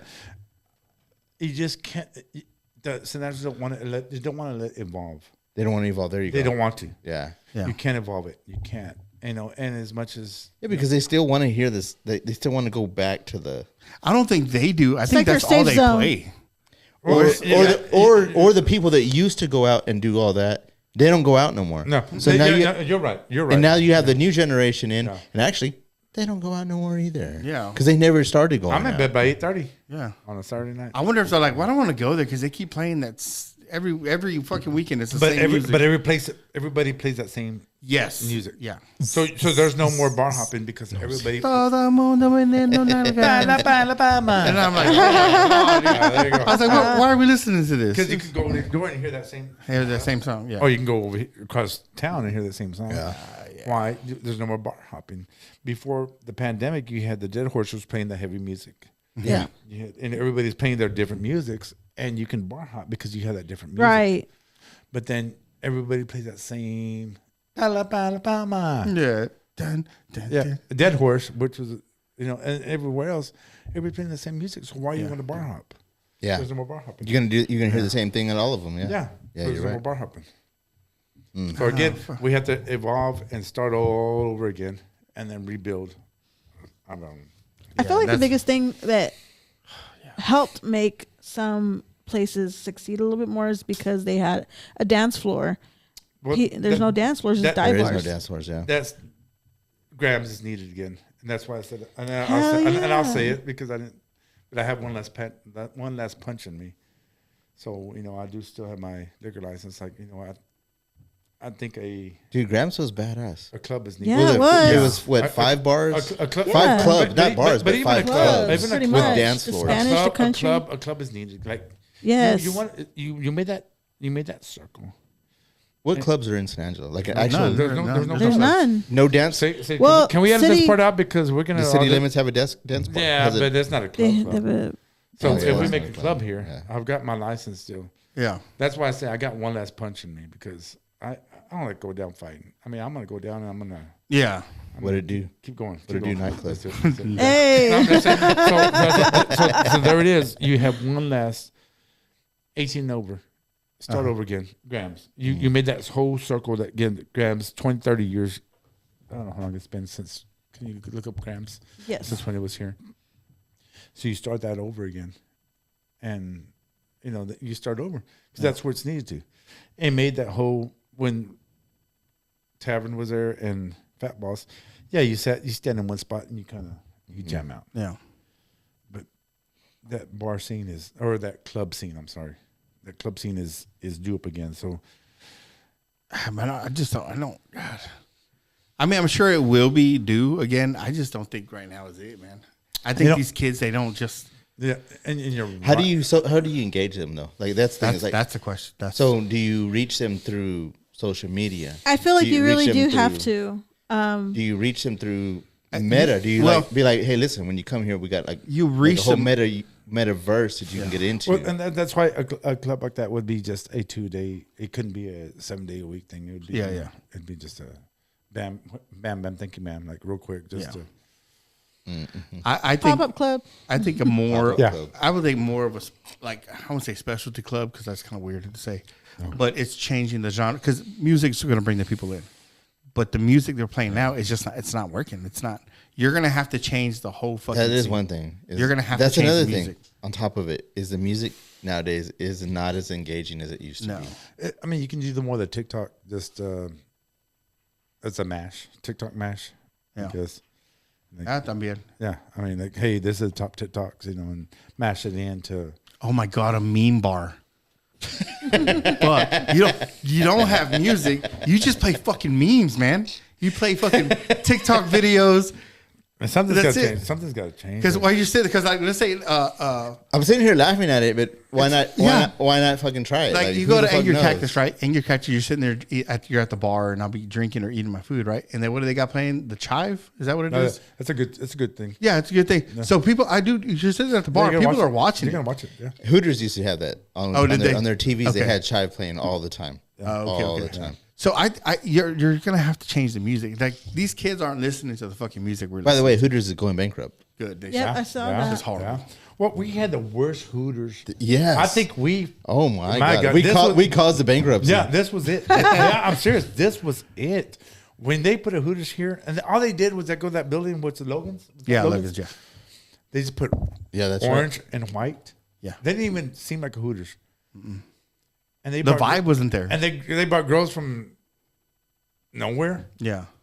We had the worst Hooters in the U.S. Yeah, this, I'm like, this whoa, Hooters what? did fucking. We bought the worst Hooters, and we started that bankrupt because that was dumb. I haven't been to Twin Peaks in a long time. How do those girls look? Because I know it's Hooters. I was like, yo, where are you? Oh, they hired? blew the Hooters girls away for sure. I But, mean, but even our strip club, we never had a strip club that can even sustain anything. Like we're not in the group. strip clubs are taking a fucking nosedive right now. I always thought, I was like, I'll open a strip club, but you can't because we don't have the talent. No, We don't have the talent. I mean, you go. from what I've heard, our strip club here is Goddamn, tuition's getting. Yeah. well, they're contracting women to come in here from other places. Well, you would have to because you they don't get no local talent. But you would have the talent from the interstate, and we're not on the interstate. So when we get the interstate in us, in San Angelo, Oh, okay. that's gonna be interesting because But- we're supposed to yeah. get 2 interstates through here. really. But when we did that, then we can get our talent back up. Yeah. But right now, we don't have no damn talent. There's no talent. We can't. Man, and that, Like you would think because of the college, you know? no, man. But still even then. I have a business right across the college. I get 10 customers a month of that college. Damn. Nothing, yeah. Nothing. Yeah, it's because you need to be like gluten-free pizza or Well, fucking. and I had the Save space I had the best. dough. And I had the best gluten-free pizza right now. Oh, do you? Yeah, but Okay. you can't tell. But but it's good. Yeah. Man, that pizza's good. Oh shit. Okay. It's awesome. It's good for Wait, hold on. Wait, no, because what is- you're on that. Tell your wife, yeah, you're on that little diet. Okay. Man, it's good. It's good. It's like a real crispy. thin. Yeah, oh my Okay, gosh. yeah, okay. It's awesome. It's got that crunch. Ooh, yeah. And it's good. That's the only thing we don't make. We make everything else daily, fresh. That one we don't. But it is good. Because of the gluten. Yeah, The and it's good. Cauliflower, whatever. What's the difference between cauliflower and gluten? I mean, I don't know if it's. okay, but it's like, man, it is good. Yeah. Oh, so it's the cauliflower dough Cauliflower crust. crust. Oh, okay. Crust. Oh, that's a- Gluten-free crust, whatever you want. Yeah. But man, it's good. But I mean, I don't know if it really is different, but it's good. It really is. What the fuck is gluten? That's a good question. That to me, Tiffany? that was a word that we learned like within like the past 10 years. Yeah, it's like a trigger word, right? Yeah, yeah. Like people. It started, is a protein found in the wheat plant and some other grains. so it's a protein And the cauliflower? And in wheat. It's in wheat. yeah, basically.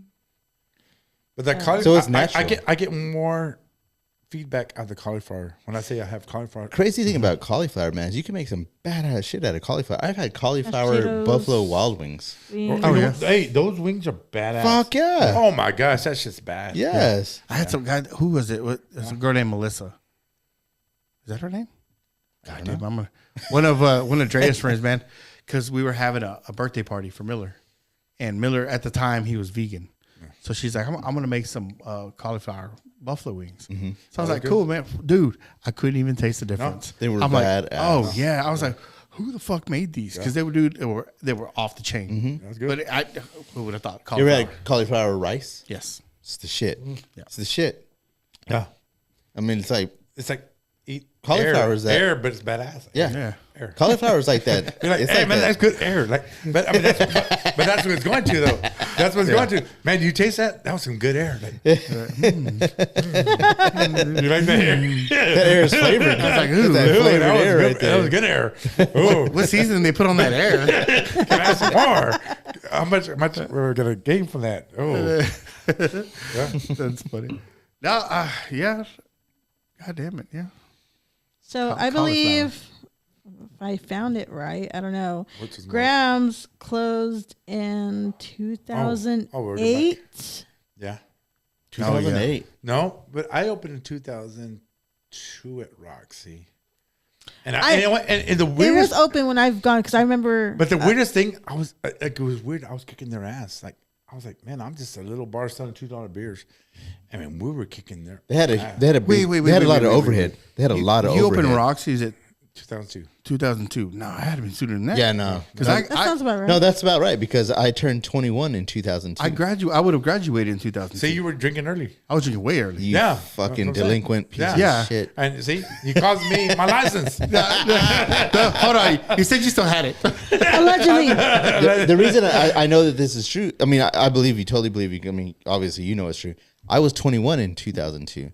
Yeah. And then, you know, because I remember drinking there. I was 20 fucking one. Yeah. Before that, it was what did we say? T-Rocks, Yeah. and then it was 1604. 1604. And I was fucking way underage whenever we were drinking over there. Maybe was it 1604 then? Probably Because I was drinking before I even met Amy. Way before I met 1604. I was like 17. Yeah, so those were the ones before. That's why I said that. Amy. Okay, then it was. Yeah.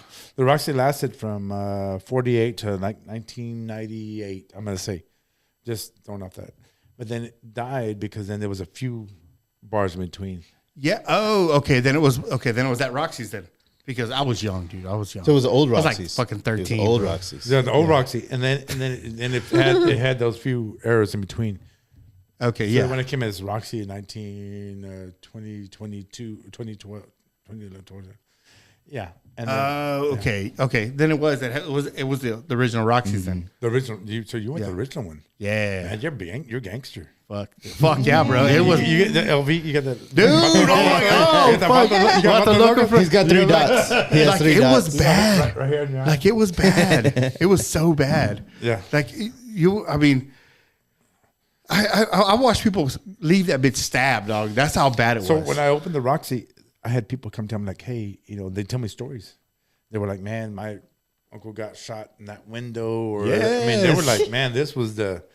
So that's what I said. It had that, The hood spot. oh no, it was but it was a best selling. oh yeah. Like that was a part that like couldn't sell. You sold beer. You were the biggest name seller, but you had the biggest dark cloud on you. So when I came on, I was like, oh, Roxy's not that bad. It's right there. I got this, Roxy. Oh yeah. I took off, man, and I took off like a bat out of hell. And it was, like I said, it brought me to where I'm at now. Yeah. That's all I can say. I had to go through that road to get through here. So Oh no, most definitely. yeah. So I mean, it was, That was your rocket. man, but it was. It was your but Roxy. at first it was fun. Your Roxy. It was fun, and then it got, man. It was. Oh, I'm sure it got I'm sketchy sure. as fuck, yeah. Dude, that was. Like I said, I mean, you're in the Vadio, bro. What do you expect? and I had to learn how to fight. You had to learn how to defended. You had to learn a lot. Yeah. You had to go through some people that When you didn't want to go through. when y'all first opened up, man, it was just like the bar, and then you had like a seating area and pool tables, and then eventually you opened up this other side over here. I think that was like your dance floor. Yeah, that came up. And then so now I don't even know. Like I haven't been in there in so long. I don't even. It's like there's like a drive-through right there now or some shit. Yeah, it's a dining area. Oh, it's a Is that dining dining area. room? Yeah. It's weird. See, when I first went there, there was nothing on that. There was other nothing side. on that No? side. Yeah, No? me Yeah. too. Oh, see, that's It was just like there was You're a old school, wall man. You're in the old school. bar. Yeah, I don't remember there ever being anything behind. I mean, I remember, It's like, but oh shit, a fight's breaking out. Someone pulled a knife out. Drink your beer fast. But and you know what? And the weirdest thing. I remember people grabbing the pool balls. Yeah. And slamming. Oh, yeah. into somebody's face. You see Yeah. the cue stick, the stick, Yeah, swinging across. I'm like, yeah. fuck. I'm a little 13-year-old back there, fucking. It's going down. Hey, get down. Man, it could never happen again. That what happened there? Oh, that's for sure. What happened there could never duplicate. No, because man, they It was would have just a shut us different down. time. They would have shut us down. Yeah. If we did that right now, they would have shut us down. Oh yeah, no. I mean, The next time it There'd happened, be a bulldozer there the next Yeah. day. yeah, man, that was rough. I mean, I remember TPC going in. I remember hiding. Like, why why am I hiding? Yeah. So- and I feel like I had to hide because I had to hide. yeah. So where the Roxy building was at, right next, there was like an alley, and then there was a Monte Carlo. two-story building Yeah. right next door. Monte Carlo. What was that? A hotel? And so back then, before then, that was the high end Club. club. Yep. Because there's a bar And upstairs. if you walk in there, I remember, let's say 15, 20 years ago, I walked in there, and it felt like the Titanic. You walked in there and you still saw All the old shit still there. Oh, yeah. yeah. I don't know if it's there anymore, but No, it was there about a couple years ago. The building was still there, but like it's always been empty. No. They still had the old pool table lights. And they hold all the old, like the. What do they do there? Like is the building just well, empty? well, I think they just remodeled it. Yeah, the very corner, it was a insurance company for a little bit, then the kind of little boutiques on top. The top, last I remember, it was stayed the same. Man, about 2 years ago. It was. I mean, you can hear the. You know what it reminds me of? Let's- Have you ever seen Beetlejuice?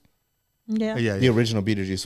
That's- Whenever he's like the girl, he's like, I need a little action. And then And it lights up. that's what that fucking The building Dante's reminds me of. Inferno? Yes, Yeah. Dante's Inferno. Like the girls were on top right there, like, hey, you know, like shit. No, that- Somebody needs to open up that spot. Call it Dante's Inferno. that place was. it was popping back in the day. Yeah, That place started before the Roxy, and I mean, there's a lot of history right there. I mean, and San Angelo used to be a wild place. it did. Bell Street. I've heard old timers talk about Bell Street. They used to call it the honky tonks. They said Bell Street was where you went to the honky tonks. okay. That was all up and down Bell Street. They're like, oh yeah, that's where all the honky tonks are at. When you come in from out of town, the whores all are the shit Pulliam. kickers. That's where all the shit kickers went.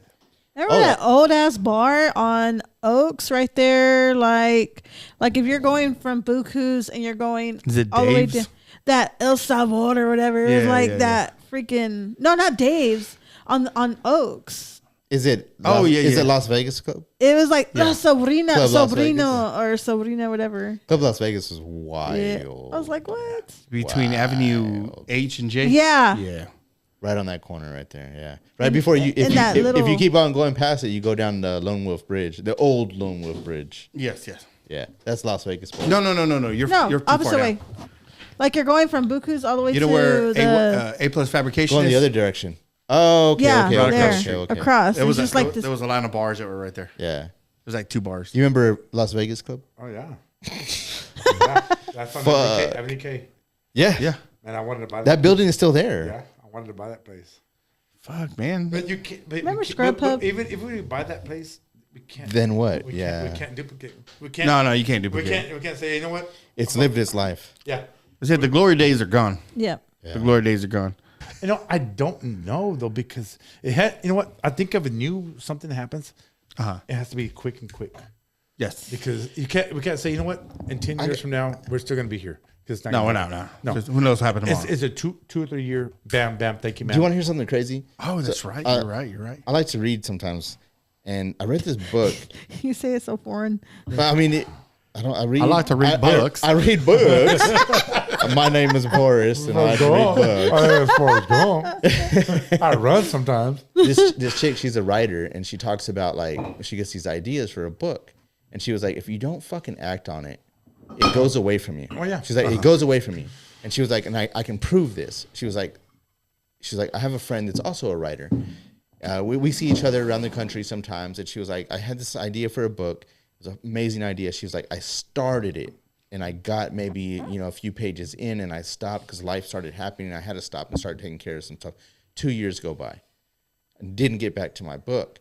She was like, I run into a friend of mine who's also a writer. We get to talking and she's like, man, I got this book going and I'm almost done with it. Mm-hmm. And she was like, well, what's it about? Because I have this book, but I can't seem to get back to it. Exact same idea, just different characters. Because she put it out there. Yes. Yeah. That's exactly what she says. She says, that's exactly what fucking she says. She says, the idea is not yours. She was like, the idea comes to you. Yeah. You either use it when it comes to you, or it's going to go away, and it's going to find somebody else that's going to fucking use it. And that's why I say, whoa. And it's hard not to say what you're thinking. Oh, yeah. You're like, man, I'm going to do this. Because it's the idea that's trying to find somebody that's going to use it. You want that back in. You want that back. Hey, do it. Because hey. It's waiting for somebody to breathe life into it. Exactly. It's flying around looking for somebody to make it happen. Like, that book is awesome. Okay. That book is awesome. I have to look it up now. My phone's right there. It's on my phone. Shit. But yeah, how many times does it happen to you where you have an idea? Oh, all the time. And then all of a sudden you see somebody else doing it. I'm like, motherfucker. Oh, all the time. It happens to us here on the podcast. I got one last punch. It happens to us on the podcast. One last punch. I got one last punch. One last. Hi-ya. Fuck that was you did two. I was just my bad. That was two. Blah! There it is. Tiffany, I got one. Hey, man. Tiffany, write that down like when I ask you. That way, if I need to go back and delete that part out, I will. Okay. No, you know what? And that's the thing about it. People, and we do tend to talk about, hey, let's, your ideas. And somebody's going to take advantage of it. Mm-hmm. Yeah. Somebody's going to I'm listening. A lot of people, the other people, 99%, I'm going to do this. They're not. Yeah. They're just talking about it. You're bullshit. Yeah. Blowing air. Yeah. But there's going to be that one person. He's like, I'm going to take that idea. Bam. I'm gone. The guy from McDonald's, I love that movie. Oh, the founder? Oh, yes. Yeah. It pisses me off. Yeah. I'm waiting for somebody to tell me some shit about doing the podcast. Because I'm going to be like, well, fuck it, I did it. So what? What are you doing? And what the fuck are you doing? And there you go. So that's the biggest thing. So what did you do? You just talked about it. Yeah. Yeah. Why don't you be about it? Yeah. And that's always been my biggest thing. Don't talk about it. Be about it. Let's do it. Yeah. At least I tried to do something. And if you failed, we failed. Yeah. But we did it. Yeah. We did what we said. I'm going to follow my dream. We said it was dream or not. Yeah. It could have been Little People Strip Club. Fuck yeah. Nipodologist or what was that? Yeah. I'm going to call it the Oompas. Chicken nuggies. Chicken nuggies. I mean, there's only a few people that will follow through. Yeah. Only a few. And the other people that talk about it, and I used to bother me, like, man, why are you? But you didn't do nothing with it. Yeah. You're just blowing air. Yeah. It is because I've caught that where I said something and you're right, I didn't follow through with it, and someone else did, and I'm like, and they're like, I was like, oh man, you took my idea, like, nah, man, you weren't doing anything with it, and I'm like, God damn, you actually, how can I get mad when you're right? You're right. Well, I mean, there goes back to that founder. I mean, the movie where there's always going to be somebody waiting to see you do it and take advantage of it. Yeah, and I mean. Is what it is. Yeah, and at the same time, you can't really be mad. You can't, because the idea is out there, and you're like, man, this is too good of an idea not to do something with it. And I'm not gonna let you squander this idea and talk about doing it when I can do it and make this idea I can bring it to life while you talk about it. But who wants to take that risk? Well, those are the ones. Those are those special ones. But those are the ones that don't sleep at night. Yeah, those are the ones that. It's almost like a fight or flight response. And you're like, man, I'm not sleeping tonight. I'm not, everybody else sleep. I'm thinking like, what am I going to do? Because tomorrow I can't make it. Man, I've been there like, man, it's ugly. Yeah. But I'd rather be where I'm at. Oh, definitely, yeah. Than live I'm saying there's no 8 to 5 jobs, but live a, standard living job. Mm-hmm. Because I'm taking that risk. And I'd rather try to make it. If I make it, I make it. If I don't, I took it. Yeah. Oh, no one on their dying bed ever said, God, I wish I didn't try it. Well, and God, I wish that's what I'm saying. If you don't want to say you wish you didn't do it. Yep. I did it. It didn't work.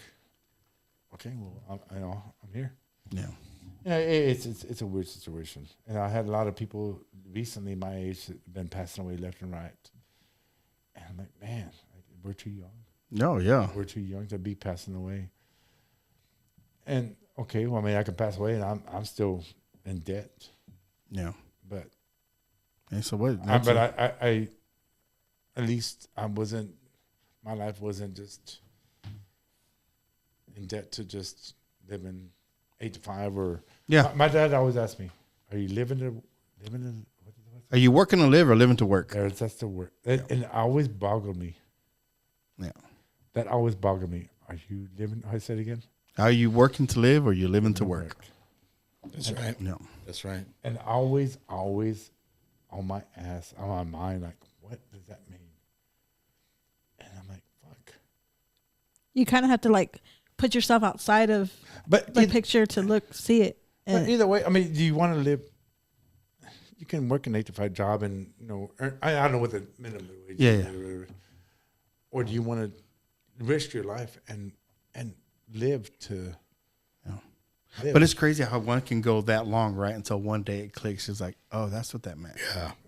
Yeah. It's crazy because there's another saying too. You got 2 lives. Yeah. The second one starts when you realize you only have one. Yeah. No. Mm-hmm. And that's where I've been living it lately because I'm like, man, all my friends, everybody's just, you have one life. Like, we have one.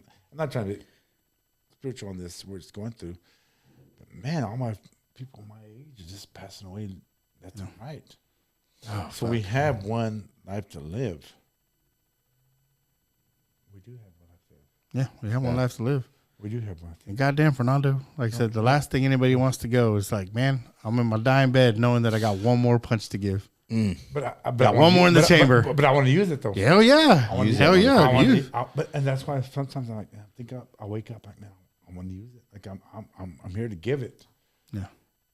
But am I gonna fail again? Man, Fuck the failure. Yeah. Fuck the failure. Go with a bang. But again, I'm still here. Like, you're still here. So I said it to my sons before. You work hard and then retire. I with Roxy and them, I played hard first, and now I'm trying to work to live. Yeah. Because when I had Roxy, man, that was just shit. That was It's party time. yeah. Yeah. Party, let's go. Let's make it. If I lost money, let's make money. Let's do it again. And then now it all ended. Now I'm trying to make it to survive. Yeah. So it's how you want to live your life. Do you want to start first, go up high and work hard, retire, or have fun and then work hard? Yeah. But whatever it is, we all have that one life, and we make the best of it, I guess, man. I mean, this was rough. I mean, this was good. I mean, it was. Yeah. I don't think I can complain. I like where I've lived. I like where I've been. It taught me a lot. I learned a lot. That's what it's about. Is like it's the experience, and it's like like people talk about failures, but like it's like I tell Oscar all the time whenever he tells me like he's had these businesses that failed him. And no, man, those aren't failures. You can't look at them like they're failures. Those are learning experiences. Those are learning experiences. Who would have done who would have done it if that didn't happen? Exactly. Yeah. Yeah. I don't know. Who Not anybody I know. No, but it does mess with your mind though. Oh yeah, it's an ego thing. Yeah, a big ego thing, big.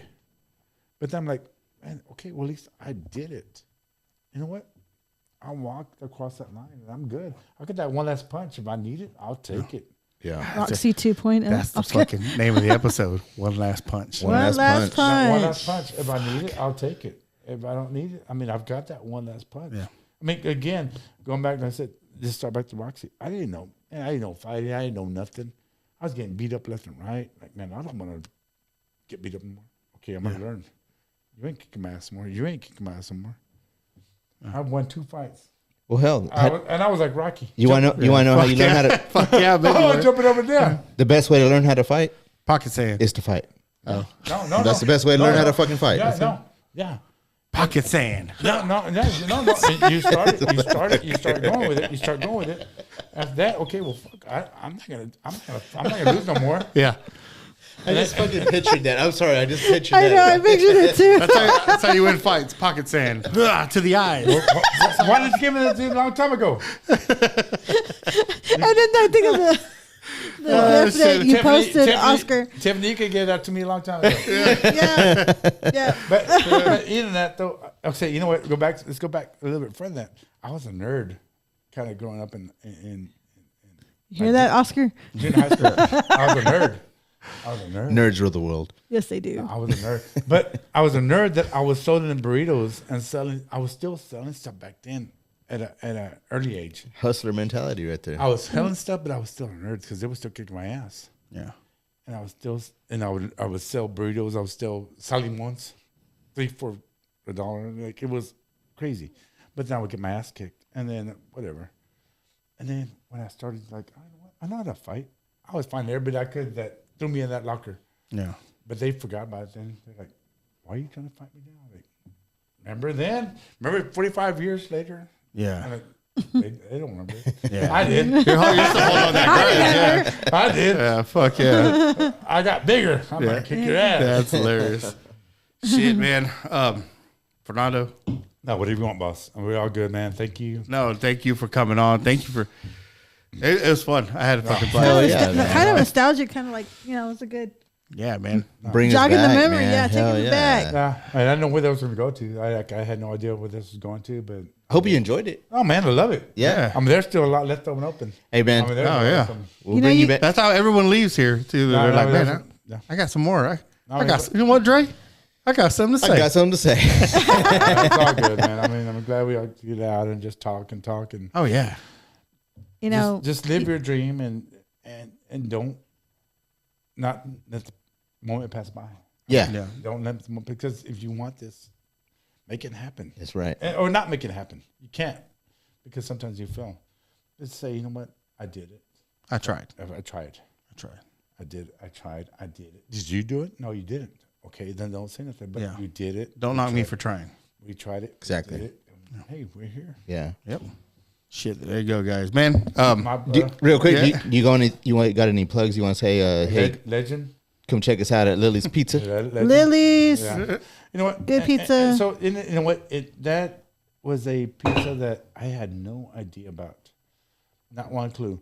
But now that I know where I'm at, that pizza's badass. Yeah. Oh my god. Those non-Joes. The man. way we fix it, the way we prepare it, the oven we have. I always thought pizza was Pizza Hut pizza. I always thought that was it. Yeah. No. It's the way the oven is, everything. These guys right here. These guys are the best right here. Mm-hmm. John Dean. Yes. John Dean just passed away yesterday. Oh, the founder of Shake, or the Yeah. owner of Shakey's in San Angelo. Yeah, he passed away, and which is a big deal.